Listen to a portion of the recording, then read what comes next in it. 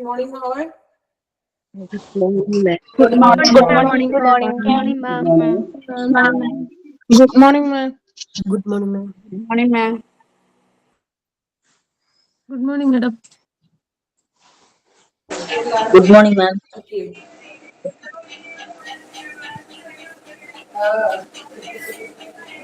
Good morning, madam. Okay, അപ്പൊ എല്ലാവരും വന്നു വിചാരിക്കുന്നു. കുറച്ച് പേരും കൂടി ക്ലാസ്സിലേക്ക് വരാനുണ്ട് അല്ലെ? അപ്പൊ ഓക്കെ, നമ്മള് ക്ലാസ് സ്റ്റാർട്ട് ചെയ്യേണ്ടത്. ഓക്കെ അല്ലേ എല്ലാവരും? Okay, ma'am.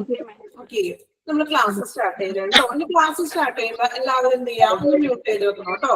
ഓക്കെ, നമുക്ക് മുന്നോട്ട് പോകാം. എല്ലാവരും മ്യൂട്ട് ചെയ്യുക. എന്തെങ്കിലും ചോദിക്കാവുന്നുണ്ടെങ്കിൽ ഡൗട്ട്സ് ഒക്കെ ഉണ്ടെങ്കിൽ നിങ്ങൾ ഇടയ്ക്കിട്ട് പെട്ടെന്ന് ചോദിക്കരുതും. നമ്മൾ ക്ലാസ് ഒന്ന് കഴിഞ്ഞിട്ട് ഒന്ന് ചോദിക്കാം കേട്ടോ, അല്ലെങ്കിൽ ഡിസ്റ്റർബ് ആവും. ഓക്കെ, നമ്മൾ ക്ലാസ് സ്റ്റാർട്ട് ചെയ്യുന്നതാണ്. നമ്മൾ കഴിഞ്ഞ ക്ലാസ്സിൽ ICU അല്ലെ, അല്ലെങ്കിൽ ഇന്റൻസീവ് കെയർ യൂണിറ്റ് ആണ് നമ്മൾ ഒരു കുറച്ച് ഭാഗങ്ങൾ, ഒരു ഇൻട്രൊഡക്ഷനും അല്ലെങ്കിൽ അതിന്റെ ടൈപ്സ് വരെയാണ് നമ്മൾ നോക്കിയത് അല്ലെ. നമുക്ക് ജസ്റ്റ് അതൊന്ന് ഫോളോ അപ്പ് ചെയ്യാം. എല്ലാവർക്കും ഓർമ്മയ്ക്ക് ഉണ്ടോ എന്ന് നോക്കട്ടെ. എല്ലാവരും വീട്ടിൽ പോയിട്ടൊക്കെ വായിച്ചു, അല്ലെങ്കിൽ വീട്ടിലിരുന്നത് ജസ്റ്റ് അന്ന് തന്നെ വായിച്ചെന്ന് ഞാൻ വിചാരിക്കുന്നു. ഓക്കെ, അങ്ങനെ വായിച്ചാലും നിങ്ങൾക്ക് നല്ലത് കേട്ടോ. നമുക്ക് ഡെയിലി എടുക്കുന്ന ഓരോ ചാപ്റ്റേഴ്സും നിങ്ങൾ ആ ടൈമിൽ തന്നെ എന്ത് ചെയ്യാം, പഠിച്ചു പോവുക. ഓക്കെ, അപ്പൊ നമ്മള് ഇന്റൻസീവ് കെയർ യൂണിറ്റ് ആണ് എടുത്തത് അല്ലെ. അപ്പോ ഇൻട്രൊഡക്ഷനിൽ നമ്മൾ പറഞ്ഞു ഒരു ICU എന്നാൽ എന്താണ് നമ്മൾ പറഞ്ഞത്? ഈ യൂണിറ്റിന്റെ ഹോസ്പിറ്റൽ അല്ലെ, ഒരു ഹോസ്പിറ്റലിലെ ഒരു യൂണിറ്റ് ആണ്. അവിടെ പ്രൊവൈഡ് ചെയ്യുന്നത് എന്തെന്നാണ്? intensive care for critically ill or injured patient, which operated by specially trained medical staff and has equipment that allows continuous monitoring and life support. നമ്മൾ പറഞ്ഞു ഹോസ്പിറ്റലിലെ ഒരു ഇമ്പോർട്ടന്റ് ആയിട്ടുള്ള, മോസ്റ്റ് ഇമ്പോർട്ടന്റ് ആയിട്ടുള്ള ഒരു യൂണിറ്റ് ആണ് എന്ത്? ICU എന്നത് അല്ലെ. അവിടെ നമ്മൾ പറഞ്ഞു ക്രിട്ടിക്കൽ ആയിട്ട് വരുന്ന പേഷ്യൻസ് അല്ലെങ്കിൽ ക്രിട്ടിക്കൽ ആയിട്ട് ഇഞ്ചേർഡ് വരുന്ന പേഷ്യൻസ് ആണ് ഇവിടെ ICUവിൽ നമ്മൾ ഷിഫ്റ്റ് ചെയ്യുക. ICUവിനെ സംബന്ധിച്ച് എന്താണ് ഓപ്പറേറ്റഡ് ചെയ്യുന്നത്? സ്പെഷ്യലി ട്രെയിൻഡ് ആയിട്ടുള്ള മെഡിക്കൽ സ്റ്റാഫ്സ് ഉണ്ടാവും. പിന്നെ അവിടെ നമ്മൾ പറഞ്ഞു ഒത്തിരി എക്യുപ്മെന്റ്സ് ഉണ്ട് അല്ലെ. നിങ്ങൾ പിക്ചറിൽ കാണുന്നില്ലേ, മോണിറ്ററിംഗ് സിസ്റ്റം ഉണ്ട്. പിന്നെ എന്താണ്, അത് കൂടാണ്ട് ഒത്തിരി എക്യുപ്മെന്റ്സ് ഉണ്ട് അല്ലെ. ഇതെല്ലാം കണ്ടിന്യൂസ് ആയിട്ടുള്ള ഒരു പേഷ്യന്റിന്റെ ട്രീറ്റ്മെന്റിന് വേണ്ടിയിട്ടാണ് ഇങ്ങനെയുള്ള ഒരു സജ്ജീകരണങ്ങൾ സെറ്റ് ചെയ്തിരിക്കുന്നത് അല്ലെ. ഇനി നമ്മൾ പറഞ്ഞു ഒരു ICUല് ചിലപ്പോൾ ശസ്ത്രക്രിയക്ക് ശേഷം, ഒരു സർജറിക്ക് ശേഷം എന്ത് ചെയ്യാം, ഒരു പേഷ്യന്റിന്റെ ICUലേക്ക് ഷിഫ്റ്റ് ചെയ്യാം അല്ലെ. അല്ലെങ്കിൽ നമ്മൾ പറഞ്ഞു എമർജൻസി ഡിപ്പാർട്ട്മെന്റിൽ നിന്നും അല്ലെങ്കിൽ ഫ്രം വാർഡ് അല്ലെ, ഒരു വാർഡിൽ നിന്നും ആ ഒരു പേഷ്യന്റിന്റെ കണ്ടീഷൻ ഇപ്പോ മോശമാവുകയാണെങ്കിൽ, ഇപ്പൊ വാർഡിൽ കിടന്ന ഒരു പേഷ്യന്റിന് പെട്ടെന്ന് എന്തെങ്കിലും പ്രോബ്ലംസ് വരികയാണെങ്കിൽ നമ്മൾ എന്ത് ചെയ്യും? ICUലേക്ക് എന്ത് ചെയ്യുക? ഷിഫ്റ്റ് ചെയ്യും അല്ലെ. ഇത്രയും കാര്യങ്ങളൊക്കെയാണ് നമ്മളൊരു ICU എന്ന് കൊണ്ട് ഒരു ടോട്ടലി ഒരു അതിന്റെ പിക്ചർ എന്ന് പറയുമ്പോൾ നമ്മളുടെ മനസ്സിലേക്ക് വരേണ്ട കാര്യങ്ങൾ. ഓക്കെ, നെക്സ്റ്റ് നമ്മൾ നോക്കിയായിരുന്നു who are cared for in the ICU അല്ലെ. എങ്ങനെയുള്ള പേഷ്യൻസിനെയൊക്കെയാണ്, അല്ലെങ്കിൽ എത്തരത്തിലുള്ള സിറ്റുവേഷൻസ് വരുമ്പോഴാണ് നമ്മൾ ICUലേക്ക് പേഷ്യൻസിനെ അല്ലെങ്കിൽ ICUയിൽ നമ്മൾ അഡ്മിറ്റ് ആക്കുന്നത് എന്ന് പറയും അല്ലെ. നമ്മൾ കുറച്ച് പോയിന്റ്സ് പറഞ്ഞായിരുന്നു, ഇമ്പോർട്ടന്റ് ആണ് പോയിന്റ്സ്. സെർവർ ബേൺസ് അല്ലെ, പൊള്ളലുകള്, respiratory failure, cardiothorax surgery, complex spinal surgery, major trauma ഓർമ്മയുണ്ടല്ലോ എല്ലാവർക്കും. വലിയ വീഴ്ചകളോ ആഘാതങ്ങളോ അല്ലെങ്കിൽ കുത്തേറ്റുന്ന ആ ഒരു പ്രശ്നങ്ങളോ അല്ലെ, അങ്ങനെയുള്ള ആഘാതങ്ങൾ. ഓക്കെ, ഓർഗൻ ട്രാൻസ്പ്ലാന്റ് നമുക്കറിയാലോ, ഹൃദയം മാറ്റിവെക്കില്ല അല്ലെങ്കിൽ കരൾ മാറ്റിവെക്കില്ല, അങ്ങനെയുള്ള ശസ്ത്രക്രിയകൾ. സെപ്സിസ് നമ്മൾ പറഞ്ഞു, അണുബാധ, രക്തത്തിൽ വരുന്ന അണുബാധകൾ മൂലം നമ്മളുടെ ഓരോ എന്താ പറയാ നമ്മുടെ ഓരോ ശരീര അവയവങ്ങൾക്കും അത് ബാധിക്കുന്ന ഒരു അവസ്ഥ. ഇനി കാർഡിയാക് അറസ്റ്റ് അല്ലെ, അതായത് ഹാർട്ട് അറ്റാക്കിന്റെ ഒരു വേർഷൻ തന്നെയാണെന്ന് പറയാം. ഓക്കെ, ഇനി നമ്മൾ നെക്സ്റ്റ് പറഞ്ഞായിരുന്നു കോമൺ ടൈപ്സ് ഓഫ് ICU അല്ലെ. എല്ലാ ഹോസ്പിറ്റലിലും കാണില്ല എങ്കിലും ഞാൻ പറഞ്ഞു എന്താ, മൾട്ടി സ്പെഷ്യലൈസ്ഡ് ആയിട്ടുള്ള ഹോസ്പിറ്റലുകളിൽ എങ്ങനെയുള്ള ICUs ഉണ്ടാവും? ഓരോ സ്പെഷ്യലൈസ്ഡ് ആയിട്ടുള്ള ഡോക്ടേഴ്സിനെ പോലെ സ്പെഷ്യലൈസ്ഡ് ആയിട്ടുള്ള ICUകളെ പ്രൊവൈഡ് ചെയ്യുന്നുണ്ട് അല്ലെ. ഏതൊക്കെയാണ് നമ്മൾ ഒരു എത്ര പോയിന്റ്സ് കോമൺ ടൈപ്സ് നമ്മൾ മെയിൻ ആയിട്ട് നമ്മൾ 9 കോമൺ ടൈപ്സ് ആണ് പറഞ്ഞത് അല്ലെ. നോക്കാം, CICU എന്തായിരുന്നു? Cardiac intensive care unit. ഞാൻ പറഞ്ഞു ഷോർട്ട് ഫോമിലുള്ളത് വെരി ഇമ്പോർട്ടന്റ് ആണ്. എക്സാമിന് ഓരോ ഷോർട്ട് ഫോമും എടുത്തെടുത്ത് ചോദിക്കാം. കൺഫ്യൂഷൻ ആക്കുന്ന രീതിയിൽ ചിലപ്പോൾ ഓപ്ഷൻസ് വന്നേക്കാം. അതുകൊണ്ട് ഇത് ഇമ്പോർട്ടന്റ് ആണ് കേട്ടോ ഈ പോയിന്റുകൾ. ഓക്കെ, ഇനി നമ്മൾ പറഞ്ഞു cardio vascular thoracic intensive care, gastro GICU. ഇത് കാണുമ്പോൾ തന്നെ നമുക്കറിയാലോ ഗ്യാസ്ട്രോ. പക്ഷെ നമുക്ക് എക്സാമിന് ചിലപ്പോ എന്താ പറയാ ഒരു കൺഫ്യൂഷനൊക്കെ ഇടാം അല്ലെ. അപ്പൊ നമുക്ക് ചിലപ്പോ അല്ലെങ്കിൽ ഏതായിരിക്കും ഒരു കൺഫ്യൂഷനൊക്കെ വരാം. അതുകൊണ്ട് ഇമ്പോർട്ടന്റ് ആയിട്ട് കറക്റ്റ് ആയിട്ട് നല്ല ബൈ ഹാർട്ട് ചെയ്ത് തന്നെ പഠിച്ചു പോവുക. ഇനി നമ്മൾ പറഞ്ഞു MICU medical intensive care unit, neonatal intensive care unit. Neo നമ്മൾ പറഞ്ഞു എന്ന് പറയുമ്പോൾ നവജാത ശിശു അല്ലെ, എന്ന് പറയുമ്പോൾ ഓർക്കാം നവജാത ശിശുക്കൾ. ഓക്കെ, നെക്സ്റ്റ് നമ്മൾ ന്യൂറോ പറഞ്ഞായിരുന്നു, അതായത് മസ്തിഷ്കത്തിനും അല്ലെങ്കിൽ ഹെഡ് ഇഞ്ചറി വരുന്ന അങ്ങനെയുള്ള കേസസുകളാണ് ന്യൂറോയിൽ വരുന്നത്. പീഡിയാട്രിക് അല്ലെ, PICU നമ്മൾ പറഞ്ഞു കുട്ടികളുടെയാണ് PICU എന്ന് പറയുന്നത്. നെക്സ്റ്റ് നമ്മൾ പറഞ്ഞു SICU surgical intensive care, surgery കഴിഞ്ഞിട്ടുള്ള ഒരു പേഷ്യൻസിനെ മാറ്റുന്ന ഒരു സ്പെഷ്യൽ ആയിട്ടുള്ള ഒരു ICU ആണ് സർജിക്കൽ ICU എന്നതുകൊണ്ട് ഉദ്ദേശിക്കുന്നത് അല്ലെ.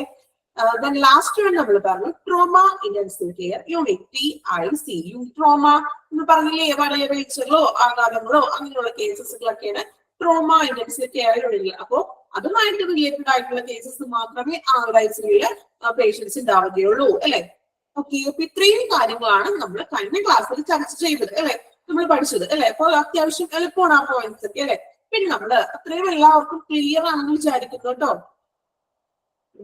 Yes, ma'am. ഓക്കെ, ക്ലിയർ ആണല്ലോ എല്ലാവർക്കും? Yes, ma'am. മാം ഒരു ഡൗട്ട് ചോദിച്ചോട്ടെ? ഹലോ മാം, ഓക്കെ, ചോദിച്ചു. കാർഡിയോ വാസ്കുലർ തൊറാസിക് ICU എന്ന് പറഞ്ഞില്ലേ, അതെ അതെ. CVTS എന്തിനാ മെൻഷൻ ചെയ്യണേ? CV, okay, CVTS cardio vascular അല്ലെ. സി എന്ന് പറയുന്നത് കാർഡിയോ വസ്കുലാർ അല്ലെ. പിന്നെ എന്താ പറയുക, തൊറാസിക് ഇന്റൻസീവ്. ഓക്കെ, CVTS ഉണ്ടല്ലേ. ഓക്കെ ഓക്കെ, നിങ്ങൾ CVT എന്ന് വരെ നോക്കിയാൽ മതി കേട്ടോ. Okay okay. മെയിൻ ആയിട്ട് നമ്മൾക്ക് MICU ചോദിക്കാറുണ്ട് എക്സാമിന്, CICU ചോദിക്കാറുണ്ട്, MICU, CICU, പിന്നെ നമ്മൾ പറയുന്നത് GICU, ഗ്യാസ്ട്രോ, പിന്നെ PICU, ലാസ്റ്റ് വൺ ട്രോമ. അതൊക്കെയാണ് കൂടുതലായിട്ടും ചോദിച്ചു കണ്ടേക്കുന്ന ക്വസ്റ്റ്യൻസ് കേട്ടോ. എല്ലാം നോക്കണം, പക്ഷെ നമ്മള് ട്രോമയ്ക്ക് ഇതുപോലെ കുറച്ച് റയറായിട്ട് നമ്മൾ ആദ്യമായിട്ട് കേൾക്കുന്ന വേർഡ്സ് ഒക്കെ അല്ലേ. അപ്പൊ എക്സാമിന് കൂടുതലായിട്ടും അങ്ങനെയുള്ളതൊക്കെ നിങ്ങൾ ഇമ്പോർട്ടന്റ് കൊടുക്കണം കേട്ടോ.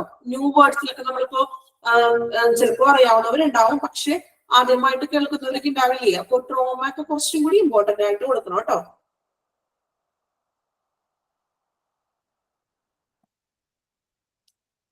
ഓക്കെ, നിങ്ങൾക്ക് ക്ലിയർ ആണോ? ക്ലാസ് ഓക്കെ അല്ലേ? സ്ക്രീനൊക്കെ ക്ലിയർ ആണോ? Yes, ma'am. ഓക്കെ, അപ്പൊ നമ്മളിനി നെക്സ്റ്റ് എടുക്കുന്നത് നെക്സ്റ്റ് സെക്ഷൻ ആണ് കേട്ടോ. നമുക്ക് കുറച്ച് നിങ്ങൾക്ക് എടുത്ത് പോകുന്നുള്ളൂ, ഒറ്റയടിക്ക് നിങ്ങൾക്ക് കുറച്ച് കൂടുതലായിട്ട് കൊടുക്കണില്ല. ഓരോ സെക്ഷൻ നമുക്ക് കുറച്ച് എടുത്ത് പോകാം. ഓക്കെ, പിന്നെ നമുക്ക് ചില കാര്യങ്ങൾ ചിലപ്പോൾ നമുക്ക് എക്സ്ട്രാ എക്സാമ്പിൾ ഒന്നും ചിലപ്പോൾ നമുക്ക് ICU ആ ഒരു സെക്ഷനൊക്കെ നമുക്ക് ചിലതിനൊക്കെ നമ്മൾ എക്സാമ്പിൾ പറയാൻ പറ്റും. ഓക്കെ, പിന്നെ ചില പോയിന്റ്സ് നിങ്ങൾ അതേ സെയിം തന്നെയായിട്ട് പഠിക്കണം കേട്ടോ. നമുക്ക് എന്തായാലും ഒബ്ജക്റ്റീവ് ടൈപ്പ് ആണല്ലോ നിങ്ങൾക്ക് എക്സാം.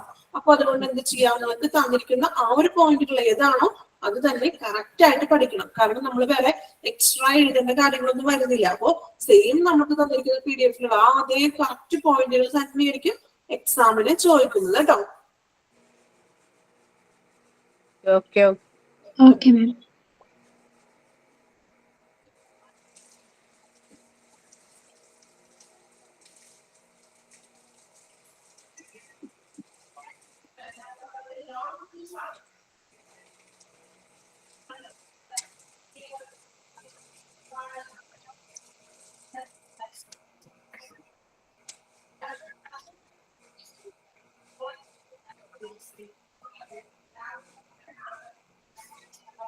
ഓക്കെ, ഇപ്പൊ നമുക്ക് നെക്സ്റ്റ് സെക്ഷനിലേക്ക് പോവുകയാണ് കേട്ടോ. ഓക്കെ, ക്ലിയർ അല്ലേ ഞാൻ പറയുന്നത്? വരുന്നുണ്ട്, അതുകൊണ്ടാണ് ഇപ്പൊ ക്ലിയർ ആണോ എന്ന് ഇടയ്ക്ക് ഞാൻ എടുത്ത് ചോദിക്കുന്നത്. ഓക്കെ, അപ്പൊ നമുക്ക് നെക്സ്റ്റ് നോക്കാം. Classification of ICU on organisational structure. ഇനി ഓരോ എന്താ പറയാ ക്ലാസിഫിക്കേഷൻ അല്ലെങ്കിൽ ആ ഒരു ICUന്റെ ഉള്ളിൽ തന്നെ വരുന്ന ഡിഫറെന്റ് ആയിട്ടുള്ള സെക്ഷൻസ് എന്തൊക്കെയാണെന്നാണ് നോക്കാൻ പോകുന്നത്. മെയിൻ ആയിട്ട് 2 സെക്ഷനാണ് വരുന്നത്. Okay, open unit and closed unit, 2 section പോലെ വരുന്നതാണ് പറയുന്നത് കേട്ടോ. ഓക്കെ, ഇതിന്റെ ബുദ്ധിമുട്ടൊന്നല്ല, ജസ്റ്റ് നിങ്ങൾ അത് എന്താണെന്ന് മനസ്സിലാക്കുക മാത്രം ചെയ്യാം. ഓക്കെ, കാരണം നമ്മൾക്ക് ചിലപ്പോൾ ഇതിനകത്ത് നിങ്ങൾക്ക് ഡൗട്ട്സുകൾ വരാം. എന്നാലും നിങ്ങൾ എന്താണെന്നുള്ളതൊന്ന് ജസ്റ്റ് ഒന്ന് മനസ്സിലാക്കി ഒന്ന് വെക്കുക. ഓക്കെ, നമ്മൾ ഒരാളെ കൊണ്ടൊന്ന് വായിക്കട്ടെ. ആരാണ് നമുക്ക് വായിക്കുന്നത്? ഓക്കെ, അപർണ വായിക്കാമോ? ഓക്കെ, ഒന്ന് ഉറക്കെ വായിക്കണേ, കാരണം എല്ലാവർക്കും ക്ലിയർ ആയിട്ട് കേൾക്കാം കേട്ടോ. ഓക്കെ, ഓപ്പൺ യൂണിറ്റ് വായിച്ചോളൂ. All attending physicians may admit and care for patients. Triage decision falls on director of ICU when there is bed or staff shortage. Okay, വായിച്ചോളൂ. The major drawback of this concept is that these physicians might not have received specialized training for managing critically ill patients is the major drawback of this concept. Okay, Aparna first point എന്തെങ്കിലും മനസ്സിലായോ? ഒന്ന് പറയാമോ? അപർണയ്ക്ക് എങ്ങനെയാ മനസ്സിലായത്? ഒന്ന് പറഞ്ഞു തരാമോ? All attending physicians may admit and care for patients. പറഞ്ഞോളൂ, കുഴപ്പമില്ല. നിങ്ങൾക്ക് മനസ്സിലായത് പറഞ്ഞോളൂ. ഒരു ഐഡിയയും കിട്ടിയില്ല? ഇല്ല. ഓക്കെ, നെക്സ്റ്റ് ആർക്കെങ്കിലും ഒരാൾക്കൊന്നതൊന്ന് വിശദീകരിക്കാമോ? തെറ്റില്ലെങ്കിൽ തെറ്റിക്കോട്ടെ, നിങ്ങളെ കൂടെ തന്നെ ഞാൻ സ്വയം പറയിപ്പിക്കണം. അതുകൊണ്ടാണ്, കാരണം നമുക്കൊരു ഐഡിയ കിട്ടണ്ടേ. ഇപ്പൊ ടീച്ചർ തന്നെ പറഞ്ഞു തരുമ്പോൾ നിങ്ങൾ മനസ്സിലിരിക്കില്ല. അപ്പൊ നിങ്ങൾ തന്നെ സ്വയം ഒന്ന് പറഞ്ഞു നോക്കിയേ. എല്ലാവരും ഞാൻ physician may admit and care for patient. പേഷ്യന്റിന് കെയർ അഡ്മിറ്റ് ചെയ്ത് പേഷ്യന്റിന് കെയർ കൊടുക്കാന് ഫിസിഷ്യൻ, അതായത് അതിൽ എക്സ്പെർട്ട് ആയ ഒരു ഡോക്ടേഴ്സ് അവിടെ അറ്റൻഡിങ് ആയിരിക്കണം, ഉണ്ടായിരിക്കണം. ഷോർട്ടേജ് ആയിരിക്കുന്ന സമയത്ത് സ്റ്റാഫും അതുപോലെ ഡോക്ടറോ ഒക്കെ അവൈലബിൾ അല്ല സമയത്ത് അവൈലബിൾ ആയ ഡോക്ടറോ അല്ലെങ്കിൽ സ്റ്റാഫോ ആ ഒരു പേഷ്യന്റിനെ അറ്റൻഡ് ചെയ്യുന്നത്. ഓക്കെ, നോക്കാട്ടോ. ഓക്കെ, ഓപ്പൺ യൂണിറ്റ് എന്താണെന്ന് കേട്ടോ നിങ്ങളെ കൊണ്ട് തന്നെ ഓരോരുത്തരെ കൊണ്ട് വായിപ്പിച്ച് നിങ്ങൾ പറഞ്ഞത് നിങ്ങൾ പറയുന്നത് തെറ്റിക്കോട്ടെ, കുഴപ്പമില്ല. പക്ഷെ എന്ത് ചെയ്യാം, നിങ്ങളൊന്ന് ട്രൈ ചെയ്യണം കേട്ടോ. നമ്മൾ ഓരോ കാര്യങ്ങളൊന്ന് നമ്മൾ തന്നെ സ്വയം വായിച്ചൊന്ന് മീനിങ് ചിലപ്പോൾ തെറ്റിപ്പോകും, പക്ഷെ കുഴപ്പമില്ല. എവിടെയെങ്കിലും ഏകദേശം ക്ലിയർ ആയിട്ടൊക്കെ അടുത്തൊക്കെ വരുമല്ലോ. അപ്പൊ അതുകൊണ്ടാണ് കേട്ടോ ഓരോരുത്തരെ കൊണ്ടൊക്കെ ഒന്ന് വായിപ്പിക്കുക കേട്ടോ ഇടയ്ക്ക്. ഓക്കെ, എന്നാലും നമുക്കൊരു ഇന്ററാക്ഷൻ ഒക്കെ ഉണ്ടാവുള്ളൂ ക്ലാസ്സിലെ. നിങ്ങൾക്ക് ഒരു ബോറായിട്ട് തോന്നില്ലേ? ഒരാൾ തന്നെ പറഞ്ഞ് മീനിങ് പറഞ്ഞു ഇങ്ങനെ കേൾക്കുമ്പോ ചിലപ്പോൾ ഉറപ്പൊക്കെ വരും, അല്ലെങ്കിൽ ബോറിംഗ് പോലെ തോന്നും. അതുകൊണ്ടാണ് എല്ലാവരെയും കൂടി ഇന്ററാക്ട് ചെയ്യിപ്പിക്കുന്നത്. ഓക്കെ, അപ്പൊ നോക്കാം. ഓപ്പൺ യൂണിറ്റ് അല്ലെ. All attending physician may admit and care for patient അല്ലെ. അതായത് ഓൾ അറ്റൻഡിങ് ഫിസിഷ്യൻ, അതായത് പങ്കെടുക്കുന്ന എല്ലാ അറ്റൻഡിങ് ആയിട്ടുള്ള എല്ലാ ഡോക്ടേഴ്സും അല്ലെങ്കിൽ എല്ലാ ഫിസിഷ്യന്മാർക്കും എന്ത് ചെയ്യാം? രോഗികളെ അഡ്മിറ്റ് പ്രവേശിപ്പിക്കാനും അല്ലെങ്കിൽ അവരെ കെയർ ചെയ്യാനും പറ്റും അല്ലെ. അവരെ പരിപാലിക്കാനും അല്ലെങ്കിൽ അഡ്മിറ്റ് ചെയ്യാനുമുള്ള ആ ഒരു ഇത് ഫിസിഷ്യന്മാർക്ക് ഉണ്ടെന്ന്. ഓൾ അറ്റൻഡിങ് അവിടെയുള്ള എല്ലാ ഡോക്ടേഴ്സിനും ഫിസിഷ്യന്മാർക്കാണ് കേട്ടോ അഡ്മിറ്റ് ചെയ്യാനും അല്ലെങ്കിൽ ആ പേഷ്യൻസിന് കെയർ കൊടുക്കാനും സാധിക്കും. Triage decision falls on director of ICU when there is bed or staff shortage. അല്ലെ, ഇനി triage മീൻസ് ഗുരുതരാവസ്ഥയിലുള്ള അങ്ങനെയുള്ള, അതായത് ഗുരുതരാവസ്ഥയിലുള്ള തീരുമാനങ്ങൾ എന്ന് ഉദ്ദേശിക്കുന്നത് when there is bed or staff shortage. In case ബെഡിന്റെ ഷോർട്ടേജസ് ഉണ്ടോ ഐസിയുല്, നമ്മൾ ഒരു ഹോസ്പിറ്റലിൽ നിന്ന് മറ്റൊരു ഹോസ്പിറ്റലിലേക്ക് ഷിഫ്റ്റ് ചെയ്യുമ്പോൾ ചില ഹോസ്പിറ്റലിൽ നമ്മൾ കോൾ ചെയ്ത് ചോദിക്കാറുണ്ട് ബെഡ് അവൈലബിലിറ്റി ഉണ്ടോ. കാരണം എന്താണ്? പേഷ്യന്റിനെ കൊണ്ടുവന്നിട്ട് അവിടെ ഓൾറെഡി പേഷ്യൻസ് ഐസിയുല് ഫിൽ ആണെന്നുണ്ടെങ്കിൽ വേറൊരാളെ കൊണ്ടുവന്നിട്ട് കാര്യമുണ്ടോ? ഇല്ല. അപ്പോ ഓൾറെഡി നമ്മൾ എന്ത് ചെയ്യും? നേരത്തെ തന്നെ വേറൊരു ഹോസ്പിറ്റലിലേക്ക് ബെഡ് അവൈലബിലിറ്റി ഉണ്ടോ എന്ന് നമ്മൾ എന്ത് ചെയ്യും? ട്രാൻസ്ഫർ ചെയ്യുന്ന സമയത്ത് അന്വേഷിക്കും. ഇന്ന ആളെ ഞങ്ങൾ ആ ഹോസ്പിറ്റലിലേക്ക് ട്രാൻസ്ഫർ ചെയ്യാൻ പോണേണ്, അപ്പോ അവിടെ ബെഡ് അവൈലബിൾ ആണോ അല്ലെ, അങ്ങനെയുള്ള കാര്യങ്ങളൊക്കെ എന്ത് ചെയ്യും? ചോദിക്കും. ഓക്കെ, അപ്പൊ അതാണ് ഇവിടെ പറയുന്നത്. വെൻ അല്ലെ there is bed or staff shortage. ഇപ്പൊ എന്തെങ്കിലും ജീവനക്കാരുടെ സ്റ്റാഫിന്റെ കുറവോ ഷോർട്ടേജസോ അല്ലെങ്കിൽ ബെഡ് അവൈലബിലിറ്റി അങ്ങനെ കുറവുണ്ടോ, അങ്ങനെയുള്ള തീരുമാനങ്ങളൊക്കെ എടുക്കേണ്ടത് ആരാണ്? ICU ഡയറക്ടറാണ്. ICUവിൽ ഒരു ഡയറക്ടർ എന്ന് പറഞ്ഞൊരു പൊസിഷൻ ഉണ്ട്. നമ്മൾ നെക്സ്റ്റ് ഇനി അതിന് പഠിക്കാനായിട്ട് പോകുന്നുണ്ട്. ഓക്കെ,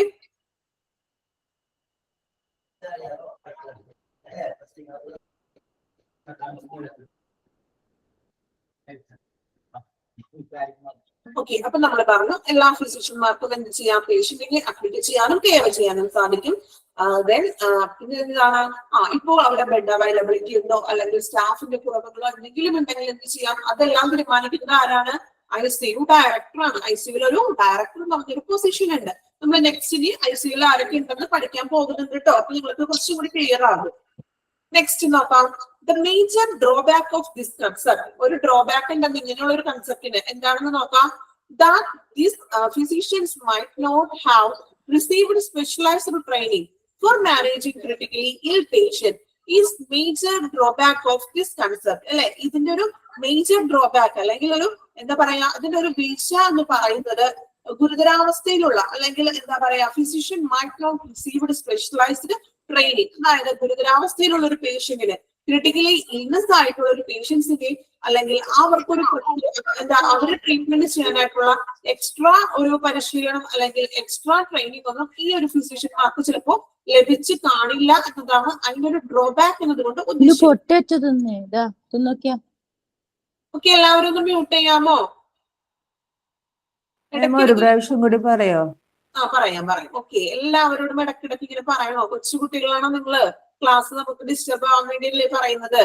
വരുത്തും. ഓക്കെ, ഒന്നും കൂടി പറയാം കേട്ടോ. ഓപ്പൺ യൂണിറ്റ് നിങ്ങൾക്ക് കൺഫ്യൂഷൻ ഞാൻ പറഞ്ഞില്ലേ, നിങ്ങൾക്ക് അത് ബുദ്ധിമുട്ടായിട്ട് തോന്നിയേക്കാം. പക്ഷെ നിങ്ങൾ എന്താണെന്നുള്ളത് ഒന്ന് മനസ്സിലാക്കി വെച്ചാൽ മാത്രം മതി കേട്ടോ. കൂടുതൽ നമുക്ക് ഇത് എക്സ്പ്ലെയിൻ ചെയ്യാവുന്ന പോയിന്റ് അല്ല ഓപ്പൺ യൂണിറ്റ് എന്ന് പറയുന്നത്. ഓപ്പൺ യൂണിറ്റ് എന്ന് പറയുമ്പോൾ നമുക്കറിയാം ഓപ്പൺ ആണ്, പുറമേയുള്ള ആ ഒരു സെക്ഷൻ ആണത്. ക്ലോസ്ഡ് എന്ന് പറഞ്ഞാൽ എന്താണ്? അകമേയുള്ള ഒരു സെക്ഷൻ. അപ്പോ പുറത്തുള്ളതെന്ന് ഉദ്ദേശിച്ചിട്ടുണ്ടെങ്കിൽ അവിടെ വരുന്ന എല്ലാ ഫിസിഷ്യൻസും അല്ലെ, നമ്മള് ഫിസിഷ്യൻസ് ഒക്കെ കാണിക്കാറില്ലേ, ആ ഫിസിഷ്യന്മാർക്കെല്ലാം ഈ പേഷ്യന്റിനെ എന്ത് ചെയ്യാനുള്ള ഒരു അധികാരമുണ്ട്? ഈ ICUവിലേക്ക് പേഷ്യന്റിനെ അഡ്മിറ്റ് ചെയ്യാനും അല്ലെ, പേഷ്യന്റിനെ അഡ്മിറ്റ് ചെയ്യാനും അല്ലെങ്കിൽ അവർക്കുള്ള കെയറിംഗ് ട്രീറ്റ്മെന്റ്സുകൾ കൊടുക്കാനും അവർക്ക് സാധിക്കും. ആർക്ക്? ഫിസിഷ്യന്മാർക്ക്. ഓക്കെ, ഇനി നമ്മൾ പറഞ്ഞു പ്രൈവറ്റ് ഡിസിഷൻ. ഇനി ICUവില് ബെഡിന്റെ അവൈലബിലിറ്റി കുറവുണ്ടോ അല്ലെങ്കിൽ സ്റ്റാഫ് അവൈലബിലിറ്റി കുറവുണ്ടോ എന്നതൊക്കെ തീരുമാനിക്കുന്നത് ആരായിരിക്കും? ICUവിലെ ഡയറക്ടർ ആയിരിക്കും. ഇവിടെ ICUവിൽ ഒരു ഡയറക്ടർ എന്ന് പറഞ്ഞൊരു പോസ്റ്റ് ഓൾറെഡി ഫിക്സ് ചെയ്തിട്ടുണ്ട്. അയാളുടെ ഉത്തരവാദിത്തമാണ് ഈ ബെഡ് അവൈലബിലിറ്റി ഉണ്ടോ അല്ലെങ്കിൽ സ്റ്റാഫ് ഷോർട്ടേജ് ഉണ്ടോ എന്നൊക്കെ തീരുമാനിക്കുന്നത്. നെക്സ്റ്റ് നമ്മൾ പറഞ്ഞു ദ മേജർ ഡ്രോബാക്ക്. ഈ ഒരു കൺസെപ്റ്റിന്റെ ഡ്രോബാക്ക് എന്നതുകൊണ്ട് ഉദ്ദേശിക്കുന്നത് ആ ഒരു ഫിസിഷ്യന് ചിലപ്പോ ക്രിട്ടിക്കലി ഇൽനെസ് പേഷ്യന്റിനെ മാനേജ് ചെയ്യാനായിട്ടുള്ള ഒരു സ്പെഷ്യലൈസ്ഡ് ട്രെയിനിങ് ഒന്നും ലഭിച്ചു കാണില്ല. ഓൾറെഡി ആ ഒരു ഫിസിഷ്യൻ ആണ്, പക്ഷേ ICUവിലെ പേഷ്യന്റ് എന്ന് പറയുമ്പോൾ ഒരു സ്പെഷ്യൽ ആയിട്ടുള്ള എക്സ്ട്രാ ഒരു ട്രെയിനിങ്ങും കാര്യങ്ങളും വേണം അല്ലെ. അവരൊരു ക്രിട്ടിക്കൽ ആയിട്ടുള്ള പേഷ്യൻസ് ആയിരിക്കുമല്ലോ. അപ്പൊ അവർക്ക് എന്ത് വേണം? ഒരു സ്പെഷ്യലൈസ്ഡ് ആയിട്ടുള്ള ട്രെയിനിങ് വേണം. അപ്പോൾ ഇങ്ങനെയുള്ള ഫിസിഷ്യന്മാർക്ക് ചിലപ്പോൾ സ്പെഷ്യലൈസ്ഡ് ആയിട്ടുള്ള ട്രെയിനിങ് കാണില്ല എന്നാണ് പറയുന്നത്. ഓക്കെ, അത്രയും നിങ്ങളൊന്ന് ക്ലിയർ ആക്കി വെക്കാം കേട്ടോ. നെക്സ്റ്റിലോട്ട് പോകണേണ് ക്ലോസ്ഡ് യൂണിറ്റ് കേട്ടോ. നമ്മൾ ഈ ICU ഡയറക്ടറൊക്കെ നിങ്ങൾക്ക് നെക്സ്റ്റ് നിങ്ങൾക്ക് അടുത്തടുത്തത് വരുമ്പോൾ നിങ്ങൾക്ക് അത് ഒരു ക്ലിയർ ഐഡിയ കിട്ടും കേട്ടോ. ഈ ഓപ്പൺ യൂണിറ്റും ക്ലോസ്ഡ് യൂണിറ്റും എന്താണെന്ന് ജസ്റ്റ് ഒന്ന് ആ ഒരു മീനിങ് മാത്രം ടീച്ചർ പറഞ്ഞ പോലെ ഒന്ന് മനസ്സിലാക്കി വെച്ചാൽ മതി കേട്ടോ. വേറെ നമുക്ക് കൂടുതൽ എക്സാമ്പിൾ ഒന്നും അവിടെ പറയാനായിട്ട് ഓപ്പൺ യൂണിറ്റിലും ക്ലോസ്ഡ് യൂണിറ്റിലും വരുന്നില്ല. ഓക്കെ, ഇനി ക്ലോസ്ഡ് യൂണിറ്റ് എന്താണെന്ന് പറയാം കേട്ടോ. ക്ലോസ്ഡ് യൂണിറ്റിൽ ആരൊക്കെയാണ് വരുന്നത് നോക്കാം. The directors and or associate are accountable for admission and discharge. അല്ലെ, അതായത് എന്താണ്? The directors and or associate accountable for all admission and discharge. Once the patient is admitted, the unit team care closed units may be helpful for the following reason. അല്ലെ, open unit അപേക്ഷിച്ച് closed unit എന്ന് പറഞ്ഞിട്ടുണ്ടെങ്കിൽ എന്താണ്? കുറച്ചും കൂടി വ്യത്യസ്തം ആണ് അല്ലെ. നോക്കാം, അതായത് ഒരു ഡയറക്ടർ ഉണ്ടാവും. ഡയറക്ടർ ആൻഡ് ഒരു അസോസിയേറ്റ്, ഒരു ഡയറക്ടർ ഉണ്ടാവും, അസോസിയേറ്റ് ഡയറക്ടർ ഉണ്ടാവും. R accountable for all admission and discharge അല്ലെ. അഡ്മിഷൻ പ്രോസസ്സും ഡിസ്ചാർജ് പ്രോസസ്സും ഒക്കെ നടത്തുന്നത് ആരാണ്? ഈ ഡയറക്ടറും അല്ലെങ്കിൽ അസോസിയേറ്റ് ഡയറക്ടേഴ്സും കൂടി ചേർന്നിട്ടാണ് അഡ്മിറ്റഡ് ഡിസ്ചാർജഡ് പ്രൊസീജിയേഴ്സ് ഒക്കെ നടത്തുന്നത്. Once the patient is admitted അല്ലെ, അല്ലെ പേഷ്യന്റ് അഡ്മിറ്റഡ് ആയി ദ യൂണിറ്റ് ടീം കെയർ. പിന്നെ എന്താണ്? ആ ഒരു യൂണിറ്റ് ടീമിന്റെ കെയർ ആണ് ആ പേഷ്യന്റിന് നൽകുന്നത്. ഒരു ടീം തന്നെ ഉണ്ടെന്നാ പറയുന്നത് ആ ഒരു ക്ലോസ്ഡ് യൂണിറ്റിൽ. അതായത് ഒരു ഡയറക്ടറും ഡയറക്ടറിന്റെ കീഴിൽ വരുന്ന സ്റ്റാഫ്സും അല്ലെങ്കിൽ മറ്റു എന്താ പറയാ നഴ്സിംഗ് ടീമുകൾ ചേർന്ന ഒരു ടീം തന്നെയാണ് ആ ഒരു സെക്ഷനിൽ വരുന്നത്. അപ്പൊ ഒരു പേഷ്യന്റ് അഡ്മിറ്റ് ആയി കഴിഞ്ഞതിന് ശേഷം ആ പേഷ്യന്റിന്റെ എല്ലാ ട്രീറ്റ്മെന്റും അല്ലെങ്കിൽ എല്ലാ തരത്തിലുള്ള ട്രീറ്റ്മെന്റും കാര്യങ്ങളും നോക്കുന്നത് ഈ ഒരു ടീമായിരിക്കും. ദെൻ നമ്മൾ പറയുന്നത് ക്ലോസ്ഡ് യൂണിറ്റിൽ എങ്ങനെയൊക്കെയാണ് റീസൺസ് അല്ലെങ്കിൽ ഹെൽപ്ഫുൾ, എങ്ങനെയൊക്കെയാണ് അത് ഹെൽപ്ഫുൾ ആയിരിക്കുന്നത് നോക്കാം. More timely patient evaluation and treatment initiation അല്ലെ, അതായത് കൂടുതൽ ടൈമില് അല്ലെങ്കിൽ എന്താണ് കൂടുതൽ ടൈം അവരെ ഒരു പേഷ്യന്റിനെ ഇവാലുവേറ്റ് ചെയ്യാനും അവരുടെ നിരീക്ഷിക്കാനും അല്ലെങ്കിൽ ഒരു ട്രീറ്റ്മെന്റിൽ ഇനിഷ്യേഷൻ എടുക്കാനും ട്രീറ്റ്മെന്റിൽ കൂടുതൽ കാര്യങ്ങളൊക്കെ ചെയ്യാനും അല്ലെങ്കിൽ കൂടുതൽ സമയം അവരെ നിരീക്ഷിക്കാനും അവർക്ക് വേണ്ടുന്ന ട്രീറ്റ്മെന്റ് കാര്യങ്ങൾ ചെയ്യാനും ഈ ഒരു ക്ലോസ്ഡ് യൂണിറ്റിൽ സാധിക്കും. ഓക്കെ, ക്ലോസ്ഡ് യൂണിറ്റ് എന്ന് പറയുമ്പോൾ നിങ്ങൾ പേഷ്യന്റിനെ അഡ്മിറ്റ് ചെയ്തു എന്നുള്ള കാര്യം ഓർത്തു വെക്കുക. ഓക്കെ, പേഷ്യന്റിനെ അഡ്മിറ്റ് ചെയ്യുക. നെക്സ്റ്റ് നോക്കാം. Intensivist are specifically skilled in treating critically patient. Intensivist എന്ന് പറഞ്ഞിട്ടുണ്ടെങ്കിൽ ഹോസ്പിറ്റലിൽ നമ്മൾ പറഞ്ഞില്ലേ ICUയിലും അങ്ങനെയുള്ള ആ ഒരു ഗുരുതരാവസ്ഥയിലുള്ള രോഗികളെ ചികിത്സിക്കുന്നതിൽ അവർക്ക് എന്താണ് സ്പെഷ്യൽ ആയിട്ടുള്ള സ്കില്ലും അല്ലെങ്കിൽ ട്രെയിനിങ്ങും ലഭിച്ചിട്ടുള്ളവർ ആയിരിക്കും എന്നാണ് പറയുന്നത്. ഓക്കെ, നമ്മൾ പറഞ്ഞു ഓപ്പൺ യൂണിറ്റ് എന്ന് പറയുന്നത് ഓപ്പൺ യൂണിറ്റ് എന്ന് പറയുന്നത് എല്ലാ ഫിസിഷ്യന്മാർക്കും എന്ത് ചെയ്യാൻ പറ്റും, രോഗികളെ അഡ്മിറ്റ് ചെയ്യാനായിട്ട് പറ്റും. അതായത് ഹോസ്പിറ്റലിൽ അഡ്മിറ്റ് ചെയ്യാത്ത രോഗികൾ എന്ന് മാത്രം എന്ത് ചെയ്യുക ഓർക്കുക. അതായത് ഹോസ്പിറ്റലിൽ അഡ്മിറ്റ് ചെയ്യാത്ത രോഗികൾ അവരെ നമുക്ക് എന്ത് ചെയ്യാൻ പറ്റും, ഫിസിഷ്യന്മാരാണ് അഡ്മിറ്റ് ചെയ്യുന്നത്. പിന്നെ നമ്മൾ പറഞ്ഞു ഇൻ കേസ് ICUയിലാണെങ്കിൽ ബെഡ് അവൈലബിലിറ്റി ഇല്ല അല്ലെങ്കിൽ സ്റ്റാഫിന്റെ കുറവുണ്ട്, അങ്ങനെയെങ്കിൽ ആരായിരിക്കും അവിടെ നമ്മൾ തീരുമാനങ്ങൾ എടുക്കേണ്ടത്, ICU ഡയറക്ടർ ആയിരിക്കും. ഇനി നമ്മൾ പറഞ്ഞു അവിടുത്തെ ഒരു ഡ്രോബാക്ക് എന്ന് പറയുന്നത് എന്താണ്, ആ ഫിസിഷ്യന് ചിലപ്പോ എന്താ സ്പെഷ്യലൈസ്ഡ് ആയിട്ടുള്ള ട്രെയിനിങ് ഒന്നും ക്രിട്ടിക്കലി ഇൽനെസ് പേഷ്യന്റിനെ ട്രീറ്റ് ചെയ്യാനായിട്ടുള്ള ഒരു ട്രെയിനിങ് ലഭിച്ചു കാണില്ല. ഓക്കെ ആണല്ലോ. ഇനി ക്ലോസ്ഡ് യൂണിറ്റിൽ പറയുന്നത് അഡ്മിറ്റ് ആയി എന്നുള്ള കാര്യം നിങ്ങൾ വിചാരിക്കാം. അപ്പോ ഡയറക്ടർ ഉണ്ടാവും, അസോസിയേറ്റ് ഡയറക്ടർ ഉണ്ട്. അവരാണ് എന്ത് ചെയ്യുക, അഡ്മിഷനും ഡിസ്ചാർജ് പ്രൊസീജിയേഴ്സ് ഒക്കെ നടക്കുന്നത്. വൺസ് ദ പേഷ്യന്റ് അഡ്മിറ്റഡ്, ഒരു പേഷ്യന്റിനെ എന്ത് ചെയ്തു, അഡ്മിറ്റ് ചെയ്തു. ദെൻ ആ ഒരു യൂണിറ്റ് ടീം തന്നെ അവിടെ ഉണ്ട്. ആ ടീം ആയിരിക്കും നമ്മളുടെ ഒരു കെയറും കാര്യങ്ങളും പേഷ്യന്റിന് നൽകുന്നത്. പിന്നെ നമ്മൾ പറഞ്ഞു മെയിൻ ആയിട്ട് പറയുകയാണെങ്കിൽ കൂടുതൽ ടൈം ഇവാലുവേഷൻ കിട്ടും അല്ലെ, കൂടുതൽ ടൈം ട്രീറ്റ്മെന്റ് കിട്ടും ആ ഒരു പേഷ്യന്റിന്. പിന്നെ എന്താണ്, ഗുരുതരാവസ്ഥയിലായിട്ടുള്ള ഒരു പേഷ്യൻസിന് ഗുരുതരാവസ്ഥ രോഗികളെ ചികിത്സിക്കുന്നതിൽ അവർക്ക് എന്താണ് സ്പെഷ്യലൈസ്ഡ് ഉള്ള ഒരു സ്കില്ലുണ്ട്, അവർക്ക് സ്പെഷ്യലൈസ്ഡ് ആയിട്ടുള്ള ഒരു ട്രെയിനിങ് ലഭിച്ചു കാണും. ഓക്കെ ആണല്ലോ. ഇത്രയും നമുക്കത് കൂടുതൽ എക്സ്പ്ലെയിൻ ചെയ്യാനായിട്ടില്ല, ഇത്രയും ഒന്ന് മനസ്സിലാക്കുക. ഒന്ന് അഡ്മിറ്റ് ചെയ്തത്, ഒന്ന് അഡ്മിറ്റ് ചെയ്യാത്തൊരു സെക്ഷൻ, അത്രയും നിങ്ങൾ ഓർത്തിരുന്നാൽ മതി. ഓക്കെ, നെക്സ്റ്റ് നമ്മൾ നോക്കുന്നത് സ്റ്റാഫിംഗ്. ഓക്കെ, നിങ്ങൾ ജസ്റ്റ് ഒന്ന് വായിച്ചു നോക്കാം കേട്ടോ, ഒന്ന് റീഡ് ചെയ്ത് നോക്കാം സ്റ്റാഫിംഗ് കേട്ടോ.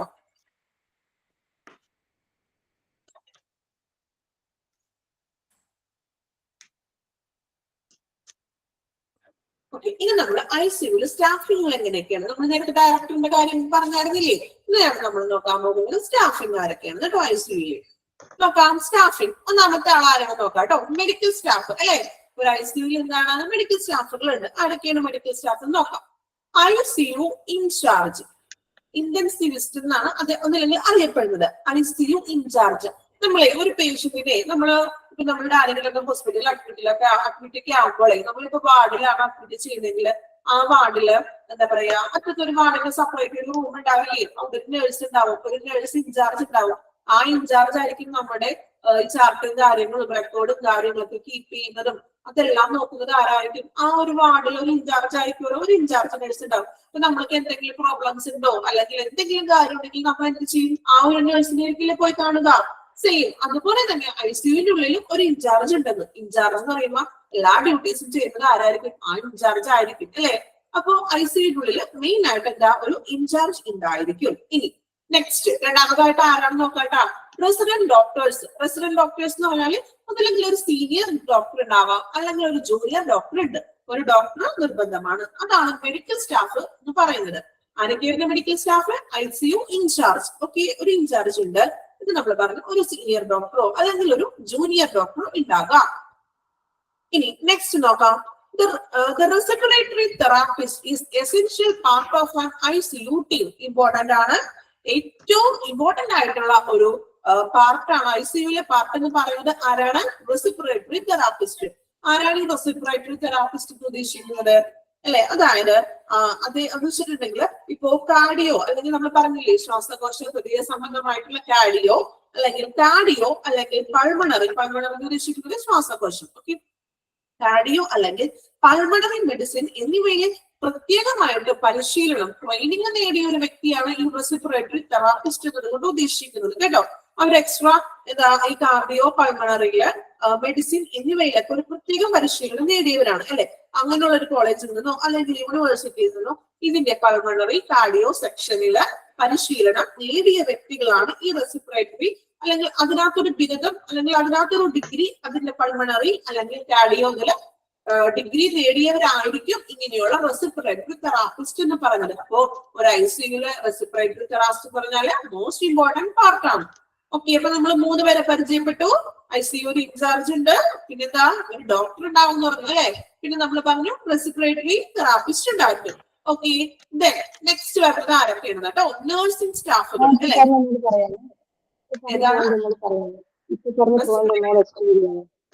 റെസ്പിറേറ്ററി ആണോ? ഓക്കെ, റെസിപ്പിറേറ്ററി റെസിപ്പിറേറ്ററി മീൻസ് എന്താണ്? ഈ ശ്വാസത്തിന്റെ പ്രശ്നങ്ങൾ അല്ലെങ്കിൽ ശ്വാസോച്ഛ്വാസം അല്ലെ, ആ ഒരു ഇതാണ് റെസിപ്പിറേറ്ററി എന്ന് പറയുന്നത്. അപ്പൊ അത് പഠിച്ച ഡോക്ടേഴ്സ് അല്ല തെറാപ്പിസ്റ്റുകൾ ഉണ്ടാവും. നമ്മളെ നമ്മള് ഫിസിയോതെറാപ്പി ഒക്കെ ചെയ്യണമെന്നൊക്കെ പറയാറില്ലേ. അപ്പൊ ഫിസിയോതെറാപ്പി ചെയ്യണം എന്ന് പറയുമ്പോ അത് പഠിച്ച അതിൽ വൈദഗ്ധ്യം നേടിയ വ്യക്തികളായിരിക്കും ഫിസിയോതെറാപ്പിസ്റ്റുകൾ എന്ന് പറയുന്നത്. സെയിം വേ, അതായത് റെസിപ്പിറേറ്ററി മീൻസ് കാർഡിയോ ആൻഡ് പൾമണറി, അതായത് ഹൃദയത്തിന്റെയും അല്ലെങ്കിൽ പൾമണറിയിലെയും പ്രത്യേകമായിട്ടുള്ള ഡിഗ്രി അല്ലെങ്കിൽ അങ്ങനെ ഒരു പ്രത്യേക ട്രെയിനിങ് ലഭിച്ച വ്യക്തികളാണ് ഈ റെസിപ്പിറേറ്ററി തെറാപ്പിസ്റ്റ് എന്ന് പറയുന്നത്. അപ്പൊ അവരുടെ സാന്നിധ്യം ഒരു ഐസിയുല് ഏറ്റവും ഇമ്പോർട്ടന്റ് ആയിട്ടുള്ള കാര്യമാണ്. ഓക്കെ, ഇനി നമ്മൾ നഴ്സിംഗ് സ്റ്റാഫ് എന്നാണ് പറയുന്നത് കേട്ടോ. ഇനി ആരൊക്കെയാണ് നഴ്സസ് ഉണ്ടാവില്ലേ? ഒരു ഡോക്ടറും ഇൻചാർജും മാത്രമാണ് ഐസിയുൽ ഉണ്ടാകുന്നത്. ഇനി ആരൊക്കെയാണെന്നാണ് നമ്മൾ തുടർന്ന് പഠിക്കാൻ പോകുന്നത് കേട്ടോ. നമുക്കറിയാത്ത കുറെ കാര്യങ്ങളുണ്ട് അല്ലെ. ഐസിയുൽ എല്ലാവരും അങ്ങനെ കണ്ടിട്ടുണ്ടാവണം എന്നില്ല അല്ലെ. എല്ലാവർക്കും നമുക്കൊന്ന് അപ്രൂവ് അല്ലെ, എപ്പോഴും നമുക്ക് അവൈലബിൾ ആയിട്ട് ആർക്കും അങ്ങനെ കയറാനൊന്നും പറ്റില്ല അല്ലെ. ബൈസ്റ്റാൻഡർ ഒരാളേക്കാണ് നമ്മൾ ഐസിയുലേക്ക് ഇൻ കേസ് എന്തെങ്കിലും കേസസിലേക്ക് വരുന്നത് അല്ലെ. അപ്പൊ നമുക്ക് ഇനിയാണ് നമ്മൾ എന്തൊക്കെയുണ്ട് ഐസിയുല്, ആരൊക്കെയാണ് എന്നൊക്കെ നമ്മൾ പഠിക്കാൻ പോകുന്നത് കേട്ടോ. നമ്മൾ 3 പേരെ പറഞ്ഞോ. ഇനി നമ്മൾ നോക്കാൻ പോകുന്നത് നഴ്സിംഗ് സ്റ്റാഫ്സ്. ഓക്കെ, നഴ്സിംഗ് ആരൊക്കെയാണ് നോക്കുന്നത് നോക്കാം. Highly trained and above average competence അല്ലെ. ഹൈലി ട്രെയിൻഡ് അതായത് നല്ല വെൽ ട്രെയിൻഡ് ആയിട്ടുള്ള ഈ ഐസിയുയിൽ നിൽക്കുന്ന സ്റ്റാഫിന് എക്സ്ട്രാ ട്രെയിനിങ് ഒക്കെ നൽകിയിട്ടുള്ള സ്റ്റാഫുകളായിരിക്കും ഐസിയുയിൽ നിൽക്കുന്നത്. ജസ്റ്റ് ഒരു നഴ്സിന് കഴിഞ്ഞ ഒരു സ്റ്റുഡൻസിന് ഒരിക്കലും എന്ത് ചെയ്യില്ല, ഐസിയുലോട്ട് അങ്ങനെ ഐസിയുയിൽ നിൽക്കാനായിട്ടുള്ള ഒരു അനുവാദം ഇല്ല. കാരണം എക്സ്ട്രാ ഐസിയുയിൽ ഒരു ട്രെയിനിങ് അവർക്ക് നേരത്തെ ഒരു നൽകും. അങ്ങനെയുള്ള ട്രെയിനിങ് കിട്ടിയ നഴ്സുമാരായിരിക്കും എന്ത് ചെയ്യുക, ഐസിയു സ്റ്റാഫായിട്ട് നിൽക്കുന്നത്. ഓക്കെ, അതാണ് ഹൈലി ട്രെയിൻഡ് എന്ന് പറയുന്നത്. ഓക്കെ, കോമ്പറ്റൻസ് എന്ന് പറഞ്ഞിട്ടുണ്ടെങ്കിൽ വേറെ ഒന്നുമില്ല, അതിനോടൊത്ത് നിൽക്കാൻ പറ്റുന്ന നഴ്സസ്, അതായത് അത്രയും ട്രെയിൻഡ് ആയിരിക്കണം അവര്. നെക്സ്റ്റ് നോക്കാം, recommend nurse patient ratio. Recommend nurse patient ratio 1:1 or 1:2 അല്ലെ. അതായത് ഒരു പേഷ്യന്റിന് ഒരു നഴ്സ് അല്ലെങ്കിൽ എന്താണ് രണ്ട് പേഷ്യന്റിന് ഒരു നഴ്സ് എന്നതാണ് ഒരു റേഷ്യോ ഉദ്ദേശിക്കുന്നത്. റേഷ്യോ ഒക്കെ നിങ്ങൾ ജസ്റ്റ് ഒന്ന് മനസ്സിലാക്കിയാൽ മതി. എന്താണ്, ട്രെയിൻഡ് ആയിട്ടുള്ള ഒരു നഴ്സ് ഉണ്ടാകും, അല്ലെങ്കിൽ എന്താ പറയാ ഒരു പേഷ്യന്റിന് ഒരു നഴ്സ് അല്ലെങ്കിൽ 2 പേഷ്യന്റിന് ഒരു നഴ്സ്, അങ്ങനെയുള്ള ഒരു അടിസ്ഥാനത്തിലായിരിക്കും ഒരു നഴ്സസിന് അറേഞ്ച് ചെയ്തിരിക്കുന്നത്. അതായത് ഒരു ബെഡിൽ ഒരു പേഷ്യന്റ് ഉണ്ട്, ആ പേഷ്യന്റിനൊപ്പം ഒരു നഴ്സ് ഉണ്ടാവും, അല്ലെങ്കിൽ ഓൾറെഡി 2 ബെഡുകൾ 2 പേഷ്യൻസ് ഉണ്ട്, അതിന്റെ ഒപ്പം നിന്നിട്ടാകും ഒരു നഴ്സ് ഉണ്ടാകും. അങ്ങനെയുള്ളൊരു അറേഞ്ച്മെന്റ് ആണ് വെച്ചിരിക്കുന്നത്. ഓക്കെ, ഇനി ആരാണ് മ്യൂട്ട് ചെയ്യാനായിട്ടുള്ളത്? അതേ കമന്റ് ഒക്കെ വരുന്നുണ്ട് കേട്ടോ. മ്യൂട്ട് ചെയ്യാത്തവരൊന്നും മ്യൂട്ട് ചെയ്യണേ. നിങ്ങളോട് ഇടയ്ക്കിടയ്ക്ക് ഇങ്ങനെ പറഞ്ഞുകൊണ്ടിരിക്കണം അല്ലെ. നിങ്ങളൊന്ന് മ്യൂട്ട് ചെയ്യണം കേട്ടോ. ക്ലാസ്സേ അത് ചിലപ്പോൾ ഡിസ്റ്റർബ് ആകും മറ്റുള്ളവർക്കും കൂടി കേട്ടോ. അതുകൊണ്ട് നിങ്ങൾ എന്ത് ചെയ്യാം, ഒന്ന് മ്യൂട്ട് ചെയ്യാം കേട്ടോ. എന്തെങ്കിലും ഡൗട്ട്സ് ഉണ്ടെങ്കിൽ നിങ്ങൾ ക്ലാസ് കഴിയുമ്പോൾ ചോദിച്ചോളൂ, പറയാം കേട്ടോ. നമ്മൾ ഇടയ്ക്കിടയ്ക്ക് ഇങ്ങനെ ചോദിക്കുമ്പോൾ അതും നിങ്ങൾക്കും അത് മറ്റുള്ളവർക്കും നമ്മുടെ ക്ലാസ്സിൽ മൊത്തത്തിൽ ഒരു ഡിസ്റ്റർബ് വരാണ്ടിരിക്കാനാണ് കേട്ടോ. ഓക്കെ, ഇടയ്ക്കിടയ്ക്ക് ഇങ്ങനെ പറയിപ്പിക്കല്ലോ കേട്ടോ ഇനി. ഓക്കെ, ഇനി നമ്മൾ നോക്കുന്നത്, അപ്പൊ നമ്മൾ നഴ്സിംഗ് സ്റ്റാഫ് നോക്കി, മെഡിക്കൽ സ്റ്റാഫ് നോക്കി, റെസ്പിറേറ്ററി നോക്കിയായിരുന്നു, പിന്നെന്താണ് നഴ്സിംഗ് സ്റ്റാഫിനെ നോക്കി അല്ലെ. ഇനി നമ്മൾ നെക്സ്റ്റ് നോക്കുന്നത് ഓക്സിലറി പേഴ്സണൽ. ഇനി നെക്സ്റ്റ് ബാക്കിയുള്ള ഓക്സിലറി മീൻസ് എന്താണ്, വേണ്ടപ്പെട്ട അല്ലെങ്കിൽ അടുത്ത നെക്സ്റ്റ് ആയിട്ടുള്ള പേഷ്യൻസ് ആരൊക്കെയാണ് നോക്കുന്നത്. ഓക്കെ, അപ്പൊ നോക്കാം. ICU ടെക്നീഷ്യൻ നമ്മൾ പറഞ്ഞില്ലേ, ഒരു ICUയുടെ ആ പിക്ചർ നമ്മൾ ഫസ്റ്റില് പിക്ചർ കണ്ടില്ലേ, ചാപ്റ്ററിന്റെ തുടക്കത്തില് പിക്ചറിൽ കണ്ടോ, മോണിറ്ററിംഗ് ഉണ്ട് അല്ലെ. 2 മോണിറ്ററിംഗ് ഉണ്ട്. അത് കൂടാണ്ട് തന്നെ എന്താണ്, നിരവധി ആയിട്ടുള്ള എക്യുപ്മെന്റ്സ് ഉണ്ട്, ഒത്തിരി എക്യുപ്മെന്റ്സ് ഉണ്ട്. ഈ എക്യുപ്മെന്റ്സിന്റെ കാര്യങ്ങളൊക്കെ ഇത് വർക്കിംഗ് ആണോ, വർക്ക് ചെയ്യിപ്പിക്കുന്നത് എങ്ങനെയാണെന്നൊക്കെ അറിവില്ലാത്ത ഒരാള് ഐസിയുവിനുള്ളിൽ നിന്നിട്ടുണ്ടെങ്കിൽ വല്ലതും നടക്കുമോ? ഇല്ല അല്ലെ. നമ്മൾക്ക് പ്രോപ്പർ ആയിട്ടുള്ള എക്യുപ്മെന്റ്സിന് വർക്കൊക്കെ ചെയ്യാനും അല്ലെങ്കിൽ അതിന്റെ പ്രോപ്പർ ആയിട്ടുള്ള കണക്ഷൻ കൊടുക്കാനും അങ്ങനെയുള്ള കാര്യങ്ങളൊക്കെ വെൽ ട്രെയിൻഡ് ആയിട്ടുള്ള ഒരു ടെക്നീഷ്യന്മാരുടെ ആവശ്യം ഐസിയുവിൽ ഉണ്ട്. അപ്പൊ ആരൊക്കെയുണ്ട്? ടെക്നീഷ്യൻ ആവശ്യമാണ്. ഈ ഐസിയു ടെക്നീഷ്യൻ എന്ന് പറഞ്ഞാൽ ഈ എക്യുപ്മെന്റ്സ് ഒക്കെ പ്രോപ്പർ ആയിട്ടുള്ള രീതിയിൽ മെയിൻറ്റെയിൻ ചെയ്യാനും അല്ലെങ്കിൽ കണക്ട് ചെയ്യാനും അത് വർക്ക് ചെയ്യിപ്പിക്കാനും അറിയാൻ കഴിവുള്ള ട്രെയിൻഡ് ആയിട്ടുള്ളവരാണ് ഐസിയു ടെക്നീഷ്യൻസ് കൊണ്ട് ഉദ്ദേശിക്കുന്നത്. നെക്സ്റ്റ് നോക്കാം, നഴ്സിംഗ് എയ്ഡ്സ് ഉണ്ടാവും. നഴ്സിംഗ് എയ്ഡ്സ് ആരാണ്? നഴ്സിംഗ് എയ്ഡ്സ് നോക്കാം കേട്ടോ. വാർഡ് ബോയ്സ്, ഫീമെയിൽ അറ്റൻഡന്റ് അല്ലെ, ഫീമെയിൽ അറ്റൻഡന്റ് ആൻഡ് സ്വീപ്പേഴ്സ് അല്ലെ, ക്ലീനിങ്ങിന്റെ സ്റ്റാഫ് ഉണ്ടാവും അല്ലെ, സ്വീപ്പേഴ്സ് ഉണ്ടാവാം, പിന്നെ വാർഡ് ബോയ്സ് ഉണ്ടാവാം അല്ലെ, വാർഡ് ബോയ്സ് ഉണ്ടാകാം, പിന്നെ ഫീമെയിൽ ഒരു അറ്റൻഡന്റ് ഉണ്ടാവും, സ്വീപ്പർ ഉണ്ടാവും അല്ലെ, ക്ലീനിങ്ങും കാര്യങ്ങളൊക്കെ ചെയ്യാനായിട്ട്. ഇപ്പൊ സെൻസറി കാര്യങ്ങളും അല്ലെങ്കിൽ കോവിഡ് കാര്യങ്ങളും നമുക്ക് ഓപ്പറേഷൻ തിയേറ്ററിലൊക്കെ നിങ്ങൾ കണ്ടിട്ട് ചിലപ്പോൾ കണ്ടിട്ടുണ്ടാവും അല്ലെ. ഡോക്ടേഴ്സും നഴ്സസും മാത്രമല്ല ഒരു ക്ലീനിങ് സ്റ്റാഫുകളും കൂടി അതിനുള്ളിൽ സജ്ജമായിട്ടിരിക്കും. സെയിം ഇവിടെ ഐസിയിൽ നമുക്ക് ആര് വേണം? ഒരു സ്വീപ്പേഴ്സ് ഉണ്ടാവാം, ക്ലീനിങ് ചെയ്യാനുള്ള ആരെങ്കിലും ഉണ്ടാകും, അല്ലെങ്കിൽ വാർഡ് ബോയ്സോ ഫീമെയിൽ അറ്റൻഡറൊക്കെ ഉണ്ടാകും. ഓക്കെ, ഇത്രയും കാര്യങ്ങളാണ് ഒരു ഐസിയുവിന്റെ സ്റ്റാഫിങ്ങിൽ വരുന്നത്.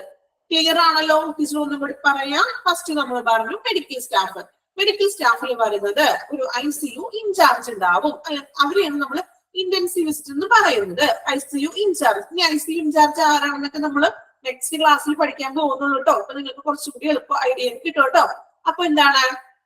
ഐസിയു ഇൻചാർജ് ഉണ്ടാവും. പിന്നെ നമ്മൾ പറഞ്ഞു റെസിഡന്റ് ഡോക്ടർ ഉണ്ടാവും അല്ലെ, ഒരു സീനിയർ ഡോക്ടറോ അല്ലെങ്കിൽ എന്തുണ്ടാവും? ഒരു ജൂനിയർ ഡോക്ടർ ഉണ്ടാവും അല്ലെ.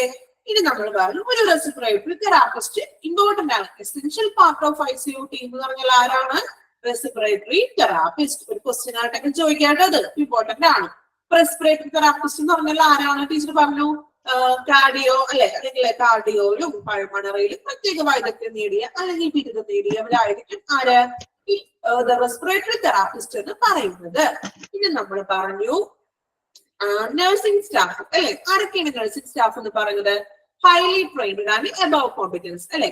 ഹൈലി ട്രെയിൻഡ് ആയിട്ടുള്ള നഴ്സിംഗ് സ്റ്റാഫ് ഉണ്ടാവും. പിന്നെ പേഷ്യന്റ് റേഷ്യോ എന്ന് പറയുന്നത് ഒരു പേഷ്യന്റിന് ഒരു നഴ്സ് അല്ലെങ്കിൽ 2 പേഷ്യന്റിന് ഒരു നഴ്സ് അല്ലെ.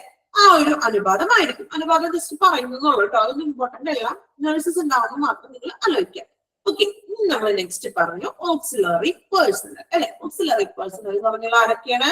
ICU technician. നമ്മൾ പറഞ്ഞു ടെക്നീഷ്യന്മാര് വേണം അല്ലെ. ഒരു നഴ്സിന് ചിലപ്പോ ഈ ഐസിയുല മോണിറ്ററിങ്ങോ അല്ലെങ്കിൽ ആ എക്യുപ്മെന്റ്സ് വർക്ക് ചെയ്യാനുള്ള കഴിവ് ഒരു നഴ്സിന് ഉണ്ടാവില്ല അല്ലെ. അതിനുള്ള ട്രെയിനിങ് നഴ്സിന് കിട്ടി കാണില്ലല്ലോ.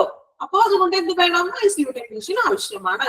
നെക്സ്റ്റ് നമ്മൾ പറഞ്ഞു നഴ്സിംഗ് എയ്ഡ്. നഴ്സിംഗ് എയ്ഡിൽ ആരൊക്കെ വരും? വാർഡ് ബോയ്സോ ഫീമെയിൽ അറ്റൻഡർ വരും. പിന്നെ എന്താണ്? ക്ലീനിങ് സ്റ്റാഫോ സ്വീപ്പേഴ്സ് അങ്ങനെയുള്ള കാര്യങ്ങളൊക്കെയാണ് ഓക്സിലറി പേഴ്സണിൽ വരുന്നത്. ഇത്രയുമാണ് നമ്മളുടെ ഐസിയുവിലെ ഒരു സ്റ്റാഫിംഗ് സെക്ഷനിൽ വരുന്നത്.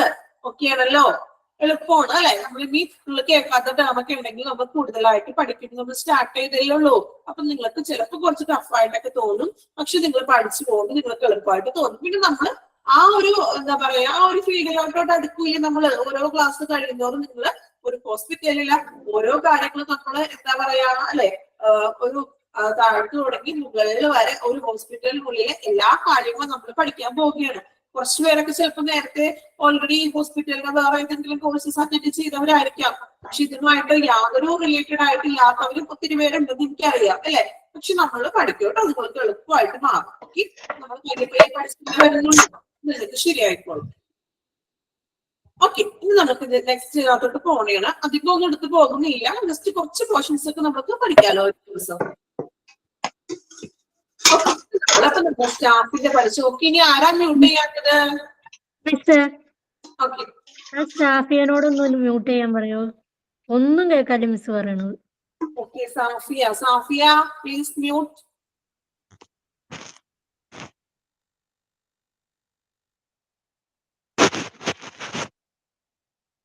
സാഫിയ മ്യൂട്ട് ചെയ്യണേ.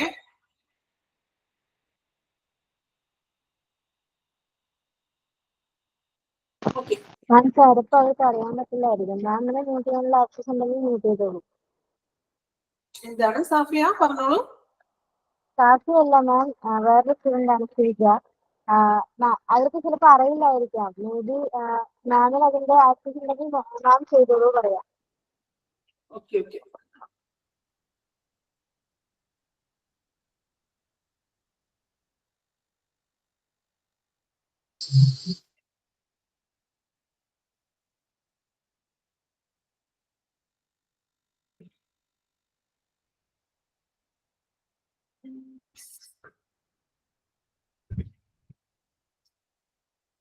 ഓക്കെ, അപ്പൊ നമ്മൾ നെക്സ്റ്റിലോട്ട് പോണേ കേട്ടോ.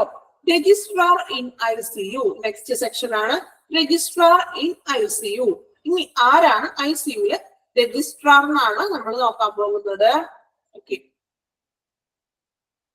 രജിസ്ട്രാർ കേട്ടോ. നമ്മൾ കോമൺ ആയിട്ട് രജിസ്ട്രാർ എന്നൊക്കെ കേൾക്കുമ്പോൾ അതിന്റെ മീനിങ് എന്താണ്? ഭരണാധികാരി, അല്ലെങ്കിൽ എന്താ രജിസ്റ്റർ ചെയ്യാൻ പോയി രജിസ്ട്രേഷൻ ഡിപ്പാർട്ട്മെന്റ് എന്നൊക്കെ പറയാറില്ലേ? അതിന്റെ അർത്ഥം എന്താ? ഭരണാധികാരി അല്ലെ? ഒരു രജിസ്ട്രാർ എന്ന് വെച്ചാല് ഒരു മേൽനോട്ടം വഹിക്കുന്ന ആള് അല്ലെ, അല്ലെങ്കിൽ ഒരു ഭരണാധികാരി. അയാളുടെ കീഴിൽ നമ്മൾ കാര്യങ്ങളൊക്കെ ചെയ്യും അല്ലെ. അപ്പൊ അതാണ് രജിസ്ട്രാർ എന്നുള്ളൊരു സെയിം മീനിങ്, ഭരണാധികാരി. ആരാണ് ICUല് രജിസ്ട്രാർ എന്നാണ് പിന്നെ നോക്കാൻ പോകുന്നത്. നോക്കാം. One senior resident who becomes registrar post MD അല്ലെ, പോസ്റ്റ് മെഡിസിനിൽ എടുത്തതായിരിക്കും. One senior resident who becomes registrar, ഒരു സീനിയർ റെസിഡന്റിന് who becomes registrar will always be on duty. He or she can be consultant later after few years of attending experience. ഒരു senior resident who becomes registrar, ഒരു post MD എടുത്ത ഒരു senior റെസിഡന്റിന്, post MD എന്ന് പറഞ്ഞാൽ post MD എടുത്തിട്ടുള്ളൊരു എന്താ പറയാ ഒരു senior രജിസ്ട്രാറിന് will always be on duty അല്ലെ, എപ്പോഴും അയാൾക്ക് എന്ത് ചെയ്യാം? ഡ്യൂട്ടിയിൽ കഴിയാറായിട്ട് ഡ്യൂട്ടിയിൽ മുന്നോട്ട് പോകാൻ സാധിക്കും. He or she can be consultant later after few years attending experience. ഒരു few years, കുറച്ച് വർഷത്തെ എക്സ്പീരിയൻസ് ഉണ്ടെങ്കിൽ അദ്ദേഹത്തിന് എന്ത് ചെയ്യാൻ പറ്റും? കൺസൾട്ടന്റ് ആയിട്ട് പ്രവർത്തിക്കാനായിട്ട് സാധിക്കും എന്നാണ് പറയുന്നത്. കൺസൾട്ടന്റ് ആയിട്ട് പ്രവർത്തിക്കാം. Shift duties of senior and junior staff, അതായത് ജൂനിയർ സ്റ്റാഫിന്റെയും സീനിയർ സ്റ്റാഫിന്റെയും ഷിഫ്റ്റ് ടൈമിംഗ് എന്ന് പറയുന്നത് 12 മണിക്കൂറാണ് ഡ്യൂട്ടി അവിടെ വരുന്നത്. ഇനി ഓക്കെ, സീനിയർ റെസിഡന്റ് മനസ്സിലായി നിങ്ങൾക്ക്? ചിലപ്പോ അതൊരു ക്ലാരിഫിക്കേഷൻ അധികം വരുന്നില്ല അല്ലെ. അപ്പൊ അത് വേറെ ഒന്നും നോക്കണ്ട. സീനിയർ റെസിഡന്റ് എന്ന് പറയുന്ന ഒരു പോസ്റ്റ് MD എടുത്ത ഒരു വ്യക്തിക്ക് എപ്പോഴും അദ്ദേഹത്തിന് ഡ്യൂട്ടി ചെയ്യാം. ഒരു ഫ്യൂ അവേഴ്സ് അയാൾക്ക് എന്താ പറയാ ഒരു എക്സ്പീരിയൻസ് ഉണ്ടെങ്കിൽ കൺസൾട്ടന്റ് ആയിട്ടും ഇരിക്കാമെന്നാണ് പറയുന്നത്. പിന്നെ നമ്മൾ പറഞ്ഞു അവർക്ക് ഡ്യൂട്ടി ടൈം എന്ന് പറയുന്നത് മെയിൻ ആയിട്ട് ഡ്യൂട്ടി ടൈം എന്ന് പറയുന്നത് 12 അവേഴ്സ് ആണ് ഡ്യൂട്ടി ടൈം വരുന്നത്. Okay, next point. The senior resident has right to start and perform emergency treatment which may be inevitable without permission. Later consultant must be informed. അല്ലെ, ഇന്ന് നമ്മൾ പറഞ്ഞു എന്താണ് ഒരു സീനിയർ റെസിഡന്റിന് senior resident has to start and perform emergency treatment. അതായത് senior സ്റ്റാഫിന് ഒരു ട്രീറ്റ്മെന്റ് സ്റ്റാർട്ട് ചെയ്യാനും അല്ലെങ്കിൽ എമർജൻസി ആയിട്ടുള്ള ട്രീറ്റ്മെന്റ് സ്റ്റാർട്ട് ചെയ്യാനായിട്ടുള്ള ഒരു റൈറ്റ് ഉണ്ട്. എമർജൻസി ആയിട്ടുള്ള ട്രീറ്റ്മെന്റ് പേഷ്യന്റിന് സ്റ്റാർട്ട് ചെയ്യാനായിട്ടുള്ള റൈറ്റ് സീനിയർ റെസിഡൻസിന് ഉണ്ട്. Which may be inevitable without permission, ആ ഒരു പെർമിഷൻ ഒന്നും കൂടാതെ തന്നെ നമുക്ക് എന്ത് ചെയ്യാം? അദ്ദേഹത്തിന് ട്രീറ്റ് ചെയ്യാം. Later consultant must be informed. Then കൺസൾട്ടന്റിന് എന്ത് ചെയ്യണം? ഇൻഫോംഡ് ചെയ്യണം. ഓക്കെ, അതാണ് നമ്മൾ രജിസ്ട്രാറിംഗ് ICUയിൽ പറയുന്നത്. ജസ്റ്റ് ഒരു എന്താണെന്നുള്ളത് പോയിന്റ് മാത്രം നിങ്ങളൊന്ന് ഓർത്ത് വെക്കാം. അത് രജിസ്ട്രാറിംഗ് ICU. ഓക്കെ ആണല്ലോ. ഇനി അതിൽ കൂടുതൽ എക്സ്പ്ലെയിൻ ചെയ്യാനായിട്ട് ഇല്ല. അത് ഇനി ജൂനിയർ റെസിഡന്റ് ഇൻ ICU കേട്ടോ. ജൂനിയർ ആയിട്ടുള്ള റെസിഡന്റ് ഇൻ ICU ആരൊക്കെയാണെന്ന് നോക്കാം കേട്ടോ. വൺ ഡോക്ടർ ഇൻ ട്രെയിനിങ്, ഒരു ട്രെയിനിങ് ആയിട്ടുള്ള ഡോക്ടർ ഉണ്ടാവും. ഒന്നുകൂടെ പറയാട്ടോ, ഇതും കൂടി ഒന്ന് കഴിഞ്ഞിട്ട് ഒന്നുകൂടി പറഞ്ഞു തരാം. ഓക്കെ, ഒരു ഡോക്ടർ ഇൻ ട്രെയിനിങ് ഉണ്ടാവും. ഒരു ട്രെയിനി ആയിട്ടുള്ള ഒരു ഡോക്ടർ ഉണ്ടാവും. ഡ്യൂറിംഗ് പോസ്റ്റ് ഗ്രാജുവേഷൻ ചെയ്തുകൊണ്ടിരിക്കുന്ന ഒരു ട്രെയിനി ഡോക്ടർ ഉണ്ടാവും. Will be on duty in unit day and night. നമ്മൾ ഹോസ്പിറ്റലിലേക്ക് പോകുമ്പോൾ ഒരു ഡ്യൂട്ടി ഡോക്ടർ കാണില്ലേ? ഡ്യൂട്ടി ഡോക്ടറെ കാണാന്നൊക്കെ പറയില്ലേ? ചിലപ്പോൾ രാത്രിയൊക്കെ നമ്മൾ എന്തെങ്കിലും കുഞ്ഞുങ്ങളെയൊക്കെ കൊണ്ടുപോകുമ്പോഴോ അല്ലെങ്കിൽ എന്തെങ്കിലും പ്രോബ്ലം ഒക്കെ ഉണ്ടെങ്കിൽ നമ്മൾ ഹോസ്പിറ്റലിൽ ഇപ്പോ നൈറ്റ് പോകുമ്പോഴൊക്കെ നമുക്കറിയാം അവിടെ ഒരു ഡ്യൂട്ടി ഡോക്ടർ ഉണ്ടാവും അല്ലെ. അത്യാവശ്യം കാര്യങ്ങളൊക്കെ ചെയ്യാനായിട്ട് ഡ്യൂട്ടി ഡോക്ടറെ കൊണ്ട് സാധിക്കും അല്ലെ. അത്യാവശ്യത്തിനുള്ള മെഡിസിൻസും കാര്യങ്ങളൊക്കെ ഡ്യൂട്ടി ഡോക്ടർ കൈകാര്യം ചെയ്യും അല്ലെ. അപ്പൊ അദ്ദേഹം ഒരു പോസ്റ്റ് ഗ്രാജുവേഷൻ ചെയ്ത ഒരു പോസ്റ്റ് ഗ്രാജുവേഷനിൽ ആയിരിക്കുന്ന ഒരു വ്യക്തിയായിരിക്കും ഈ പറഞ്ഞ ഒരു ഡ്യൂട്ടി ഡോക്ടർ എന്ന് പറയുന്നത്. അത് ഡേയിലും ഉണ്ടാവും, നൈറ്റിലും അവൈലബിൾ ആയിരിക്കും. നെക്സ്റ്റ് പോയിന്റ് നോക്കാം. The duty would include keeping patient records while in ICU and preparing summaries. The duty would include അദ്ദേഹത്തിന്റെ ഡ്യൂട്ടിയിൽ ഇൻക്ലൂഡ് ആയിട്ടുള്ള കാര്യമാണ് കീപ്പിംഗ് പേഷ്യന്റ് റെക്കോർഡ്. പേഷ്യൻസിന്റെ റെക്കോർഡ് കീപ്പ് ചെയ്യുക. റെക്കോർഡ്സ് മീൻസ് എന്താണ്? നമുക്കറിയാം നമ്മളുടെ ഓരോ പേഷ്യന്റിനും റെക്കോർഡ് ഉണ്ട് അല്ലെ. ഇപ്പൊ നമ്മൾ ഒരു പേഷ്യന്റ് അഡ്മിറ്റ് ആവുമ്പോൾ നമുക്ക് ഡെയിലി ചിലപ്പോൾ മെഡിസിനും കാര്യങ്ങളുണ്ട് അല്ലെ, അല്ലെങ്കിൽ ഇഞ്ചക്ഷൻ ഇടാക്കാം, അല്ലെങ്കിൽ BP നോക്കാം, പ്രഷർ അല്ല, അങ്ങനെയുള്ള ഓരോ ടെമ്പറേച്ചർ വന്ന് ചെക്ക് ചെയ്യുക. ഇതെല്ലാം അവര് നോട്ട് ചെയ്ത് വെക്കുന്നുണ്ട് റെക്കോർഡ് അല്ലെ. അതിനെയാണ് നമ്മൾ റെക്കോർഡ് എന്ന് ഉദ്ദേശിക്കുന്നത് കേട്ടോ. When ICU and preparing summary, while ICU പേഷ്യൻസിന്റെ റെക്കോർഡ് കീപ്പ് ചെയ്യുന്നതും അതിനുള്ള സമ്മറീസ് തയ്യാറാക്കുന്നത്. സമ്മറീസ് മീൻസ് ഈ പറഞ്ഞ നമ്മളുടെ എല്ലാ ഒരു പേഷ്യന്റിനെ സംബന്ധിച്ചിട്ടുള്ള എല്ലാ ഒരു ഡീറ്റെയിൽസിന്റെയും കൂടി ഉൾക്കൊള്ളിക്കുന്ന ഒരു സംഗ്രഹം പോലെ എന്ത് ചെയ്യാൻ ചാർട്ടുള്ള ഒരു സമ്മറി തയ്യാറാക്കുക. ഇതെല്ലാം ആരുടെ ഡ്യൂട്ടിയാണ്? ഈ ഒരു ഡ്യൂട്ടി ഡോക്ടറിന്റെ ഡ്യൂട്ടിയാണ്. അതാണ് ജൂനിയർ റെസിഡന്റ് ICU എന്ന് പറയുന്നത്. അപ്പൊ ICUയിൽ ഒരു ജൂനിയർ പോസ്റ്റ് ഗ്രാജുവേറ്റ് ചെയ്ത ഒരു ഡോക്ടർ ഉണ്ടാവും. ആള് നൈറ്റിലും ഡേയിലും അവൈലബിൾ ആയിരിക്കും. പിന്നെ ആൾ എന്ത് ചെയ്യണം? പേഷ്യന്റിന്റെ റെക്കോർഡൊക്കെ കീപ്പ് ചെയ്യണം. പിന്നെ എന്ത് ചെയ്യാം? സമ്മറീസ് ഒക്കെ പ്രിപ്പയർ ചെയ്ത് വെക്കണം. അതൊക്കെയാണ് ആ ജൂനിയർ റെസിഡന്റിന്റെ ഡ്യൂട്ടി എന്ന് പറയുന്നത്. ഓക്കെ, രജിസ്ട്രാർ എന്ന് ഉദ്ദേശിക്കുന്നത് വേറൊന്നല്ല, ഒരു സീനിയർ ഡോക്ടർ ഉണ്ടാവുന്നത്. പോസ്റ്റ് MD ചെയ്ത ഒരു ഡോക്ടർ ഉണ്ടാവും. ആള് എപ്പോഴും ഓൾവേസ് ഡ്യൂട്ടിയിലായിരിക്കും. ആൾക്ക് എപ്പോഴും ഡ്യൂട്ടി ഉണ്ട്. അല്ലെങ്കിൽ അദ്ദേഹത്തിന് എന്ത് ചെയ്യാൻ പറ്റും? ഒരു കുറച്ച് എക്സ്പീരിയൻസ് ഉണ്ടെങ്കിൽ എന്താ പറയാ, she can be consultant after few years attending experience അല്ലെ. കൺസൾട്ടന്റ് ആയിട്ടും പ്രവർത്തിക്കാം എന്നാണ് പറയുന്നത്. പിന്നെ ഡ്യൂട്ടി എന്ന് പറയുന്നത് സീനിയർ ആൻഡ് ജൂനിയർ സ്റ്റാഫിന് 12 മണിക്കൂറാണ് അവരുടെ ഡ്യൂട്ടീസ് എന്ന് പറയുന്നത്. പിന്നെ നമ്മൾ പറഞ്ഞു ഒരു സീനിയർ റെസിഡന്റിന് ഒരു എമർജൻസി ആയിട്ടുള്ള ട്രീറ്റ്മെന്റ് സ്റ്റാർട്ട് ചെയ്യാനായിട്ടുള്ള ഒരു റൈറ്റ് ഉണ്ട് അല്ലെ. അവർക്ക് പെർമിഷൻ ഒന്നും കൂടാതെ തന്നെ എമർജൻസി ആയിട്ടുള്ള ട്രീറ്റ്മെന്റ് പേഷ്യൻസിന് സ്റ്റാർട്ട് ചെയ്യാനായിട്ടുള്ള ഒരു അധികാരവും അവർക്ക് ഉണ്ട്. അത്രയും കാര്യങ്ങളൊന്ന് മനസ്സിലാക്കാം കേട്ടോ. രജിസ്ട്രാർ നമുക്ക് എക്സ്ട്രാ നിങ്ങൾ അങ്ങനെ തന്നെ ഒന്ന് മനസ്സിലാക്കി പഠിക്കാം. കൂടുതലായിട്ട് ചില പോയിന്റ്സ് ഒക്കെ നമുക്ക് എക്സ്പ്ലെയിൻ ചെയ്യാനായിട്ട് പറ്റില്ല. നമുക്ക് ആ ഒരു ടൈമും കാര്യങ്ങളും മാത്രം പറയുന്നുള്ളൂ കേട്ടോ. കുഴപ്പമില്ല, നമുക്ക് കൂടുതൽ നിങ്ങൾക്ക് എഴുതാനൊന്നും ഇല്ലല്ലോ, പോസിറ്റീവ് അല്ലേ. അപ്പൊ അതുകൊണ്ട് എന്ത് ചെയ്യാം? ആ സെയിം പോയിന്റ് തന്നെ കറക്റ്റ് ആയിട്ട് എന്ത് ചെയ്യാം? പഠിക്കുന്നു കേട്ടോ. അപ്പൊ ജൂനിയർ റെസിഡന്റ് നമ്മൾ പറഞ്ഞായിരുന്നു. ഓക്കെ അല്ലേ? നെക്സ്റ്റ് ഒരു സെക്ഷനും കൂടി എടുക്കാനുള്ളൂ. ഇന്നത്തെ ക്ലാസ് ഇത്രയും വരെ എടുക്കുന്നത് കേട്ടോ. അഡ്മിഷൻ ക്രൈറ്റീരിയ, എങ്ങനെയാണ് അഡ്മിഷൻ ക്രൈറ്റീരിയ എന്നും കൂടി ജസ്റ്റ് ഒന്ന് പറഞ്ഞു പോകുന്നുള്ളൂ കേട്ടോ. നോക്കാം. ICU അഡ്മിഷൻ ക്രൈറ്റീരിയ അല്ലെ.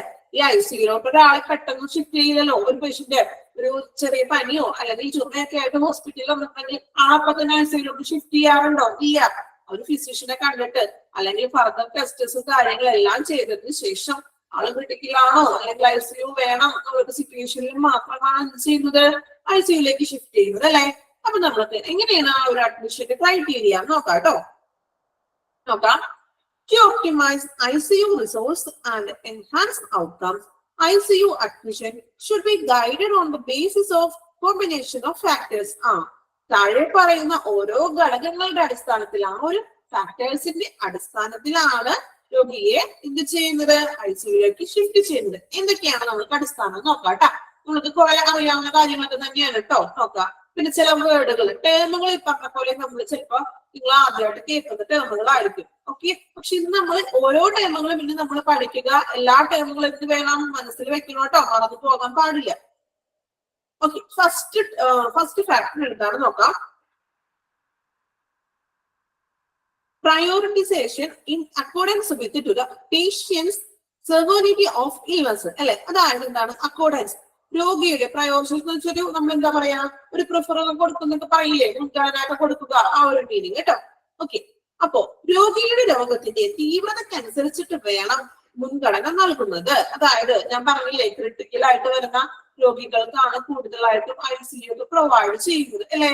അപ്പൊ അങ്ങനെ രോഗിയുടെ രോഗത്തിന്റെ തീവ്രതയ്ക്ക് അനുസരിച്ചിട്ടാണ് മുൻഗണന നൽകുന്നത് ICU അഡ്മിഷനില്. ഓക്കെ, കമന്റുകൾക്ക് ഇങ്ങനെ ആൻസർ പറയാട്ടോ. ലാസ്റ്റ് പറയാം. ക്ലാസ്സിൽ ആ ഒരു ഡിലേ വരാതിരിക്കാനാണ് ഇടയ്ക്കിട്ട് പറയാത്തത്. ക്ലിയർ ചെയ്ത് തരാം കേട്ടോ. ഓക്കെ, ഇനി നെക്സ്റ്റ് നോക്കാം സെക്കൻഡ് പോയിന്റ്. അപ്പൊ ഫസ്റ്റ് പോയിന്റ് മനസ്സിലായല്ലോ. അതായത് എന്താണ് പറഞ്ഞത്? പേഷ്യന്റിന്റെ നിലവാരം അല്ലെങ്കിൽ എത്തരത്തിലുള്ള അല്ലെങ്കിൽ രോഗിയുടെ ആ ഒരു രോഗത്തിന്റെ തീവ്രതയ്ക്ക് അനുസരിച്ചിട്ടായിരിക്കും ആ ഒരു മുൻഗണന നൽകുന്നത് കേട്ടോ. Next point, specific patient needs such as life supportive therapist. ചില രോഗികൾക്ക്, സ്പെസിഫിക് ആയിട്ടുള്ള രോഗികൾക്ക്, നിർദ്ദിഷ്ട രോഗികൾക്ക് ലൈഫ് സപ്പോർട്ട് തെറാപ്പിസ്റ്റ് ആവശ്യമായിട്ട് വരും. അതായത് ലൈഫ് സപ്പോർട്ട് തെറാപ്പീസ് മീൻസ് ഇതുപോലെ മോണിറ്ററിംഗ് സിസ്റ്റവും അങ്ങനെയുള്ള ഇപ്പൊ ഓക്സിജന്റെ കുറവുള്ള പേഷ്യൻസ് ഉണ്ടാവും, അവർക്ക് ഓൾറെഡി ആ ഒരു മോണിറ്ററിംഗ് സിസ്റ്റവും അല്ലെങ്കിൽ ഓക്സിജൻ സിലിണ്ടറും ആവശ്യമാണ് അല്ലെ. ലൈഫ് സപ്പോർട്ട് ആയിട്ടുള്ള ഈ ഒരു ആവശ്യം ഇമ്പോർട്ടന്റ് ആണ് എന്നുള്ള പേഷ്യൻസിന് എന്ത് ചെയ്യണം? ഈ അഡ്മിഷൻ പ്രൊസീജിയറിൽ അവർക്ക് എന്താണ് കുറച്ചും കൂടി മുൻഗണന കൊടുക്കും. നെക്സ്റ്റ് നോക്കാം ഡയഗ്നോസിസ്. ഡയഗ്നോസിസ് എന്ന് പറഞ്ഞാൽ എന്താണ്? ഡയഗ്നോസിസ് ടെസ്റ്റുകൾ ചെയ്യുക എന്ന് പറയാറില്ലേ, നിർണ്ണയിക്കുന്ന ടെസ്റ്റുകൾ അല്ലെ. ഇപ്പോ നമ്മള് എക്സാമിനൊക്കെ ആണെങ്കിൽ ഡയഗ്നോസിസ് ടെസ്റ്റ് നടത്തും. ഇപ്പൊ എന്താണ് പോരായ്മ, ആ ഒരു സബ്ജക്റ്റില് എന്താണ് കുറവ് എന്ന് മനസ്സിലാക്കാൻ വേണ്ടിയിട്ടൊക്കെയാണ് ഡയഗ്നോസിസ് ടെസ്റ്റുകൾ നമ്മൾ നടത്തുന്നത് അല്ലെ. സെയിം വേ ഡയഗ്നോസിസ് എന്ന് പറഞ്ഞാൽ നിർണ്ണയിക്കുക അല്ലെങ്കിൽ രോഗനിർണയം. അതിന് വേണ്ടിയിട്ട് നമ്മൾ എന്ത് ചെയ്യും? ഒത്തിരി ടെസ്റ്റസ് ഒക്കെ ചെയ്യാറില്ലേ? ബ്ലഡ് ടെസ്റ്റ് അല്ലെങ്കിൽ ആ ടെസ്റ്റ്, പല തരത്തിലുള്ള ഒത്തിരി ടെസ്റ്റുകളൊക്കെ എന്ത് ചെയ്യും? ഡോക്ടേഴ്സ് ചെയ്യിപ്പിക്കും. ആ ഒരു ടെസ്റ്റിന്റെ അടിസ്ഥാനത്തിലായിരിക്കും ചിലപ്പോ ഇന്ന രോഗങ്ങളാണ് കണ്ടുപിടിക്കുന്നത് അല്ലെ. ആ ഒരു രോഗം കണ്ടുപിടിച്ചതിന് ശേഷം എന്ത് ചെയ്യും? ഇങ്ങനെയുള്ള ഒരു ICU അഡ്മിഷൻ ആവശ്യമാണ് എന്ന് ഉണ്ടെങ്കിൽ മാത്രം എന്ത് ചെയ്യും? ICUയിലേക്ക് ആ ഒരു പേഷ്യന്റിനെ അഡ്മിറ്റ് ചെയ്യും. അതാണ് ഡയഗ്നോസിസ്. ഓക്കെ ആണല്ലോ. ഡയഗ്നോസിസ് എന്ന് വെച്ചാൽ നിർണ്ണയിക്കുക, രോഗനിർണയം. Next prognosis. ഈ ഡയഗ്നോസിസിന്റെ തന്നെ മറ്റൊരു ഇതാണ് പ്രോഗ്നോസിസ് എന്ന് പറഞ്ഞാൽ പ്രവചിക്കുക അല്ലെങ്കിൽ കണ്ടുപിടിക്കുക. സെയിം ആ ഒരു മീനിങ് ഒക്കെ തന്നെയാണ് കേട്ടോ. ഇതുപോലെ ടെസ്റ്റസ് കാര്യങ്ങളിൽ കണ്ടുപിടിച്ചിട്ടാണല്ലോ നമ്മൾ എന്ത് ചെയ്യുന്നത്? അഡ്മിറ്റ് ചെയ്യുന്നത്. ഇനി പൊട്ടൻഷ്യൽ ബെനിഫിറ്റ് ഫ്രോം ഇന്റർവെൻഷൻസ് അല്ലെ. അതായത് ഇടപെടലുകളിൽ നിന്നുള്ള പ്രയോജനം. പൊട്ടൻഷ്യൽ ബെനിഫിറ്റ് എന്ന് പറഞ്ഞിട്ടുണ്ടെങ്കിൽ എന്താ പ്രയോജനം എന്ന് ഉദ്ദേശിക്കുന്നത്? ചിലപ്പോ ആ പേഷ്യൻസിന് ഇപ്പോ പറഞ്ഞില്ലേ വാർഡിൽ നിന്നും മറ്റൊരു ICU ലെവലിലോട്ട് ഷിഫ്റ്റ് ചെയ്യുന്ന ആ ഒരവസ്ഥ. എന്താണ് അവിടുന്ന് ബെനഫിറ്റബിൾ ആണ്, ആള് വാർഡിൽ കിടക്കുന്നതിനേലും നല്ലതായിട്ട് ബെനഫിറ്റബിൾ ആണ്. ഒരു ICUയിൽ അഡ്മിറ്റ് ആയ അതിനുള്ള കറക്റ്റ് ആയിട്ടുള്ള പ്രോപ്പർ ആയിട്ടുള്ള ട്രീറ്റ്മെന്റും കാര്യങ്ങളും എന്ത് ചെയ്യും? ആ പേഷ്യന്റിന് ലഭിക്കും എന്നുള്ള ആ ഒരു ബെനിഫിറ്റ്സ് കിട്ടുന്നു, ഇടപെടലിൽ നിന്നുള്ള ഒരു പ്രയോജനം. Next one bed availability. ഞാൻ പറഞ്ഞില്ലേ നമ്മള് ഒരു പേഷ്യന്റിനെ മറ്റൊരു ഹോസ്പിറ്റലിലേക്ക് ഷിഫ്റ്റ് ചെയ്യണം അല്ലെ. പക്ഷെ അവിടെ ബെഡ് അവൈലബിലിറ്റി ഉണ്ടോ എന്നൊന്നും തിരക്കാണ്ട് നമ്മള് ആളെ ഷിഫ്റ്റ് ചെയ്തിട്ട് കൊണ്ടുപോയിട്ട് ആ ഒരു ICUയിൽ ചെല്ലുമ്പോ അവിടെ ഓൾറെഡി ഇത്ര പേഷ്യൻസ് ഉണ്ട്, ഫീൽഡ് ആണ് എന്ന് പറഞ്ഞാൽ ഈ ഒരു പേഷ്യന്റിനെ ആ സമയത്ത് നമുക്ക് അങ്ങോട്ടും ഇങ്ങോട്ടും വേറൊരു ഹോസ്പിറ്റലിലോട്ട് ഷിഫ്റ്റ് ചെയ്തിട്ടുണ്ടെങ്കിൽ ആളുടെ അവസ്ഥ എന്തായിരിക്കും? ചിലപ്പോ പ്രോപ്പർ ആയിട്ടുള്ള ടൈമിലുള്ള ട്രീറ്റ്മെന്റ് ലഭിച്ചില്ലെങ്കിൽ മരണം വരെ സംഭവിക്കാം. അപ്പൊ എന്ത് ചെയ്യണം? ബെഡ് അവൈലബിലിറ്റി ഉണ്ടോ എന്നൊക്കെ അന്വേഷിച്ചിട്ട് മാത്രം, ബെഡ് അവൈലബിലിറ്റി ഉണ്ടോ എന്നൊക്കെ നോക്കിയിട്ട് മാത്രം എന്ത് ചെയ്യുള്ളൂ? അഡ്മിഷൻ നൽകുള്ളൂ. ഓക്കെ, ഇത്രയും പോയിന്റ്സ് ആണ് ഒരു അഡ്മിഷൻ. എന്തൊക്കെ ഫാക്ടേഴ്സിന്റെ അടിസ്ഥാനത്തിലാണ് നമ്മൾ അഡ്മിറ്റ് ചെയ്യുന്നത് പറയുന്നത്. ഓക്കെ, ഒന്നുകൂടി പറയാം. ഫസ്റ്റ് നമ്മൾ പറഞ്ഞു prioritisation according with patient severity of illness അല്ലെ. നമ്മൾ പറഞ്ഞു അതായത് പേഷ്യന്റിന്റെ ആ ഒരു രോഗത്തിന്റെ തീവ്രതയ്ക്ക് അനുസരിച്ചിട്ട് വേണം എന്ത് ചെയ്യാൻ? ICUയിലേക്ക് അഡ്മിറ്റ് ചെയ്യുക. ദെൻ നമ്മൾ പറഞ്ഞു ലൈഫ് സപ്പോർട്ട് തെറാപ്പീസ് ആവശ്യമുള്ള പേഷ്യൻസിനെ ആയിരിക്കും എന്ത് ചെയ്യുക? അഡ്മിറ്റ് ചെയ്യുന്നത് അല്ലെ. ഇനി നമ്മൾ പറഞ്ഞു ഡയഗ്നോസിസ് അല്ലെങ്കിൽ പ്രോഗ്നോസിസ്, രോഗം നിർണ്ണയം അല്ലെ. രോഗം ഇന്ന രോഗമാണ് അല്ലെങ്കിൽ ഇത് മാരകമായ രോഗമാണ്, ഇതിന് നമ്മൾ ICUയിൽ തന്നെ ട്രീറ്റ്മെന്റ് കണ്ടിന്യൂ ചെയ്താൽ മാത്രം ആള് രക്ഷപ്പെടുള്ളൂ. അങ്ങനെയുള്ള കേസസ് ഒക്കെ വരുമ്പോൾ എന്താ രോഗനിർണ്ണയം നടത്തിയിട്ടാണ് അഡ്മിറ്റ് ചെയ്യുക. നമ്മൾ പറഞ്ഞു പ്രോഗ്നോസിസ്, അതായത് രോഗം പ്രവചിക്കുക. നമ്മൾ കണ്ടുപിടിച്ചിട്ട് ഇന്ന രോഗമാണെന്ന് പറയുന്നത് ആ ഒരു സെയിം തന്നെ.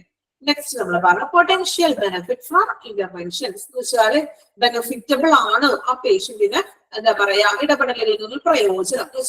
പ്രയോജനം എന്ന് വെച്ചാല് ആ പേഷ്യന്റിന് ICUയിൽ അഡ്മിറ്റ് ആകുന്നതാണ് ബെനിഫിറ്റബിൾ, അല്ലെങ്കിൽ അവിടെയുള്ള ഒരു ട്രീറ്റ്മെന്റ് ആണ് നല്ലത് എന്നുള്ള ആ ഒരു കണ്ടീഷൻ ആണെങ്കിൽ അതിന് നമ്മൾ എന്ത് ചെയ്യും? അത്തരത്തിലുള്ള പേഷ്യന്റിനെ ICUയിൽ അഡ്മിറ്റ് ചെയ്യും. ദെൻ ബെഡ് അവൈലബിലിറ്റി, നമ്മൾക്കറിയാം ബെഡ് അവൈലബിൾ ആണോ എന്ന് നോക്കിയിട്ട് മാത്രമേ എന്ത് ചെയ്യുള്ളൂ? ICUയിലോട്ട് അഡ്മിറ്റ് ആക്കുകയുള്ളൂ. ഓക്കെ, ഇത്രയും കാര്യങ്ങളാണ് കേട്ടോ ഇന്നത്തെ ക്ലാസ്സിൽ എടുക്കുന്നത്. കുറച്ച് പോർഷൻസ് എടുത്ത് പോകുന്നുള്ളൂ. പിന്നെ നമുക്ക് കുറച്ച് കൂടുതലൊക്കെ എടുത്ത് പോവാം അല്ലെ. ഫസ്റ്റ് തന്നെ നിങ്ങൾക്ക് ഒത്തിരി ബോറാക്കുന്നില്ല, അതുകൊണ്ടാണ് നിങ്ങൾക്കൊരു കുഞ്ഞു കുഞ്ഞു ഐഡിയ ഒക്കെ കിട്ടൂലേ? ഇനി നിങ്ങൾക്ക് ഓരോ ക്ലാസ് കഴിയുന്തോറും നിങ്ങൾക്ക് എന്താണ് കുറച്ചും കൂടി ഒരു ഹോസ്പിറ്റലിന്റെ കാര്യങ്ങളും ഇന്ന സാധനങ്ങളൊക്കെ ഹോസ്പിറ്റലിൽ ഉണ്ട് അല്ലെ, ഇന്ന സെക്ഷൻസ് ഉണ്ട്, അതിന്റെ ഉള്ളിൽ ഇത്രയും കാര്യങ്ങളൊക്കെ ഉണ്ട്, നമുക്കറിയാത്ത കാര്യങ്ങളല്ലേ നമ്മളിപ്പോ കേട്ടതൊക്കെ കുറെയൊക്കെ അല്ലേ. അപ്പൊ നമുക്ക് മറ്റുള്ളവരോട് പറയാലോ, നിങ്ങളുടെ വീട്ടിലുള്ളവരോടും പറയാം, ഹോസ്പിറ്റൽ ഐസിയുല് ഇത്ര പ്രൊസീജിയർ ഒക്കെ നടക്കുന്നുണ്ട്, നിങ്ങൾക്ക് അറിയോ, അങ്ങനെയുള്ള കാര്യങ്ങളൊക്കെ എന്ത് ചെയ്യാം, നിങ്ങള് മറ്റുള്ളവർക്ക് കൂടി ഒന്ന് പറഞ്ഞൊക്കെ കൊടുക്കാം കേട്ടോ. അപ്പൊ നമ്മൾ എന്തെടുത്തത് ആൻഡ്രോയിഡിൽ ഒന്ന് നോക്കാം കേട്ടോ.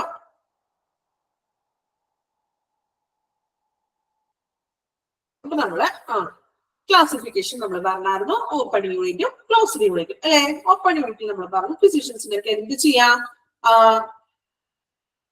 അറ്റൻഡ് ചെയ്യാനായിട്ട് പറ്റും അല്ലെ. നോട്ട്സ് ഇല്ലേ എന്ന് കമന്റ് ഉണ്ട്. നോട്ട്സ് നമ്മൾക്ക് നിങ്ങൾക്ക് ഓൾറെഡി PDF തരുന്നുണ്ടല്ലോ, അപ്പൊ ഇത് വെച്ചിട്ട് നിങ്ങൾ പഠിക്കാം. എക്സ്ട്രാ എന്തെങ്കിലും നോട്ട്സ് ക്വസ്റ്റ്യൻസ് ഉണ്ടെങ്കിൽ ടീച്ചർ ഓരോ ക്ലാസ് ഓരോ ചാപ്റ്റർ കഴിയുമ്പോൾ നിങ്ങൾക്ക് എക്സ്ട്രാ നോട്ട്സ് എന്തെങ്കിലും ഉണ്ടെങ്കിൽ ഓരോ ചാപ്റ്റർ കഴിയുമ്പോൾ നിങ്ങൾക്ക് നോട്ട്സ് തരാം. ഓക്കെ, നിങ്ങൾ ഇത് കൂടാണ്ട് ഓരോ ചാപ്റ്റർ കഴിയുമ്പോൾ നിങ്ങൾക്ക് ആ ചാപ്റ്ററിന്റെ മോക്ക് ടെസ്റ്റ് നൽകും. ഓക്കെ, അപ്പൊ അത് നല്ല പോലെ അറ്റൻഡ് ചെയ്യണം. നിർബന്ധമായിട്ട് എല്ലാവരും മോക്ക് ടെസ്റ്റ് അറ്റൻഡ് ചെയ്യണം കേട്ടോ. എന്താണ് കൂടുതലും ആ മോക്ക് ടെസ്റ്റ് എന്ന് പറയുന്ന ക്വസ്റ്റ്യൻസ് ഒക്കെ ആയിരിക്കും നിങ്ങൾക്ക് എക്സാമിനും കൂടുതലായിട്ട് ചോദിക്കുന്നത് കേട്ടോ. നമുക്ക് അതിന് വേണ്ടിയിട്ടാണ് അങ്ങനെയുള്ള ഒരു മോക്ക് ടെസ്റ്റ് അറേഞ്ച് ചെയ്തിരിക്കുന്നത്. അപ്പൊ അതെല്ലാം കറക്റ്റ് ആയിട്ട് ഡേ ടു ഡേ ആയിട്ട് എന്ത് ചെയ്യാം, നിങ്ങളോട് പറയുന്ന ഓരോ ടീച്ചേഴ്സും ഓരോ കാര്യങ്ങളൊക്കെ പറയില്ലേ, അതെല്ലാം എന്ത് ചെയ്യുക, അതുപോലെ തന്നെ ഫോളോ ചെയ്ത് പഠിക്കുക. നിങ്ങൾക്ക് ഒരിക്കലും ഒരു ടഫായിട്ട് നിങ്ങൾക്ക് തോന്നിയില്ല. ഞാൻ പറഞ്ഞില്ലേ, ഇപ്പൊ ചിലപ്പോ ഒരു പഠിത്തത്തിൽ നിന്നൊക്കെ കുറച്ച് ഗ്യാപ്പൊക്കെ ഉള്ളവരൊക്കെ ഉണ്ടാവും അല്ലെ. ഒത്തിരി വർഷത്തെ ഗ്യാപ്പ് ഉള്ളവരൊക്കെ ആണെങ്കിൽ നമുക്ക് പെട്ടെന്നൊന്ന് ക്ലിക്ക് ആകാനായിട്ടൊരു ബുദ്ധിമുട്ടൊക്കെ ഉണ്ടാവും ആദ്യത്തെ ഒരു കുറച്ച് ദിവസമൊക്കെ. പക്ഷെ നമ്മൾ ഡെയിലി ആയിട്ട് അത് ഫോളോ അപ്പ് ചെയ്തിട്ടുണ്ടെങ്കിൽ നമ്മൾക്ക് അത് അത്ര എളുപ്പം നിങ്ങൾക്ക് എളുപ്പമായിട്ട് മാറും കേട്ടോ.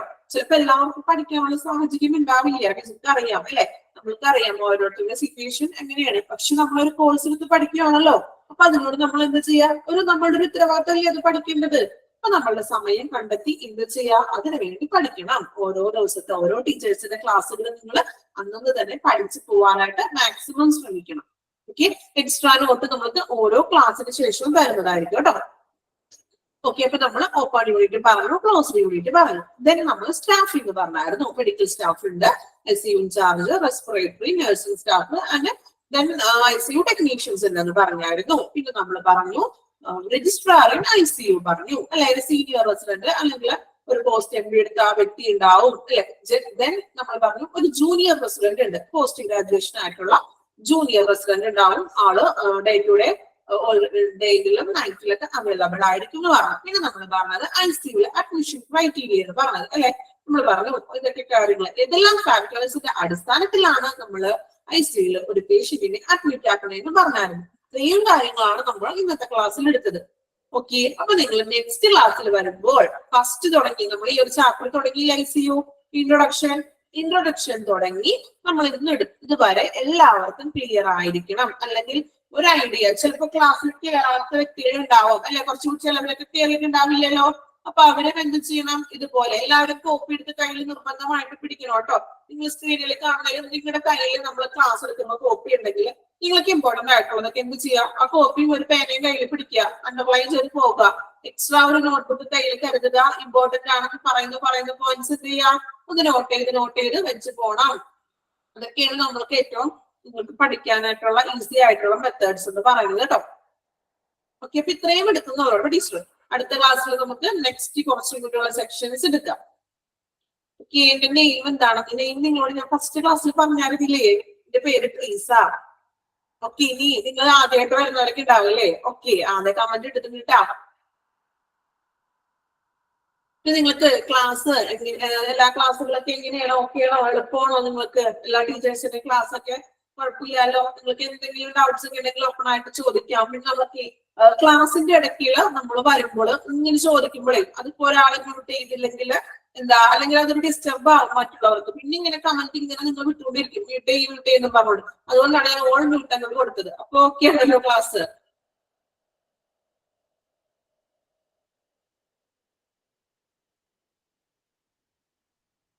നെക്സ്റ്റ് ക്ലാസ് നിങ്ങൾക്ക് ടൈം ടേബിൾ ഓൾറെഡി തന്നു കാണുമല്ലോ. ടൈം ടേബിൾ തന്നില്ലേ? ടൈം ടേബിൾ കിട്ടിയിട്ടില്ല, ആർക്കും കിട്ടിയിട്ടില്ല ടൈം ടേബിള്? ഓക്കെ നമുക്ക് ടൈം ടേബിൾ തരാം കേട്ടോ. നമ്മൾ പറഞ്ഞേക്കാം കേട്ടോ ടൈം ടേബിളിന്റെ കാര്യം.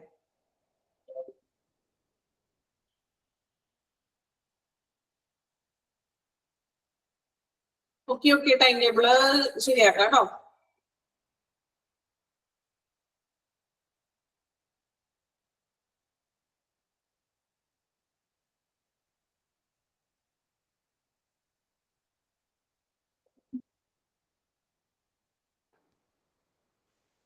ഓക്കെ, ഇപ്പൊ നമ്മുടെ ക്ലാസ് എടുത്ത ക്ലാസ്സൊക്കെ ബൈഹാർട്ട് പഠിക്കേണ്ട ആവശ്യമുണ്ടോ? എന്താണ്? ബൈഹാർട്ടായിട്ട് പഠിക്കേണ്ട കാര്യങ്ങളാണോ ഇതൊക്കെയാണ്? നമുക്ക് നിങ്ങൾക്ക് ഒബ്ജക്റ്റീവ് ടൈപ്പ് ആണല്ലോ എക്സാം വരുന്നത്. അപ്പൊ നമുക്ക് ആ ഒരു ടൈം തന്നെ പഠിച്ചു തന്നെ പോകണം കേട്ടോ. കാരണം നമുക്ക് എക്സ്ട്രാ എഴുതാനുണ്ടെങ്കിൽ നമുക്ക് ഓൺ വേർഡ്സിൽ നമുക്ക് എഴുതാനായിട്ട് പറ്റുള്ളൂ. കുഴപ്പമില്ല, എളുപ്പമാണ്. നമ്മൾ ആ പോയിന്റ് ഇമ്പോർട്ടന്റ് ആയിട്ടുള്ള കാര്യങ്ങൾ പറഞ്ഞു തരും. അപ്പൊ അതുപോലെ എന്ത് ചെയ്യാ, നോട്ട് ചെയ്തൊക്കെ വെക്കുക. അതാ പറഞ്ഞതിന് നിങ്ങൾ ആ എടുക്കണ ഓരോ ചാപ്റ്ററില്ലേ, നമുക്കറിയാലോ ഇപ്പൊ ചാപ്റ്റർ ഏതാണ്, ആ ഒരു ചാപ്റ്ററിന്റെ കോപ്പി എടുത്ത് കയ്യിൽ പിടിക്കണം. കോപ്പി എടുക്കുമ്പോൾ നിങ്ങൾക്ക് തന്നെ അണ്ടർലൈൻ ചെയ്ത് പോകാൻ പറ്റും. ഓക്കെ, ഇന്നത്തെ ക്ലാസ് എല്ലാവർക്കും ഓക്കെ അല്ലേ? കുഴപ്പമില്ലല്ലോ?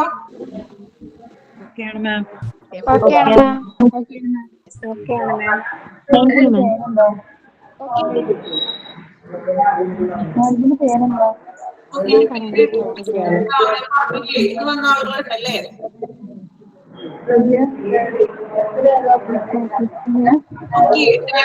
നെക്സ്റ്റ് ക്ലാസ്സിൽ ഇതുവരെ ഓക്കെ ആയിട്ട് പഠിച്ചിട്ട് വരണം കേട്ടോ. Okay ma'am. Thank you.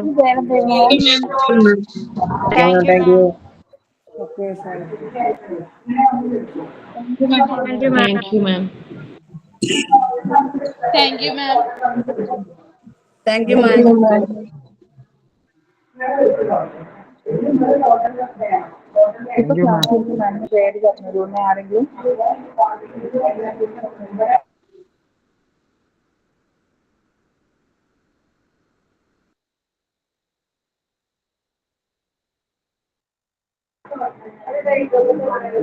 ഇപ്പം ക്ലാസ് എടുത്ത മാമിന്റെ പേര് പറഞ്ഞു നമുക്ക് ആർക്കെങ്കിലും?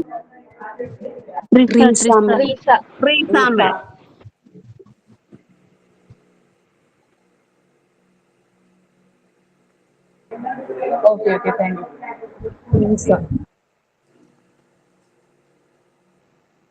ഏത് വിളിച്ചാണാവലെ? നമുക്കുള്ളൂ. വേറെ എന്തെങ്കിലും ടെക്സ്റ്റ് ബുക്ക് ഉണ്ടോ? എന്ത്?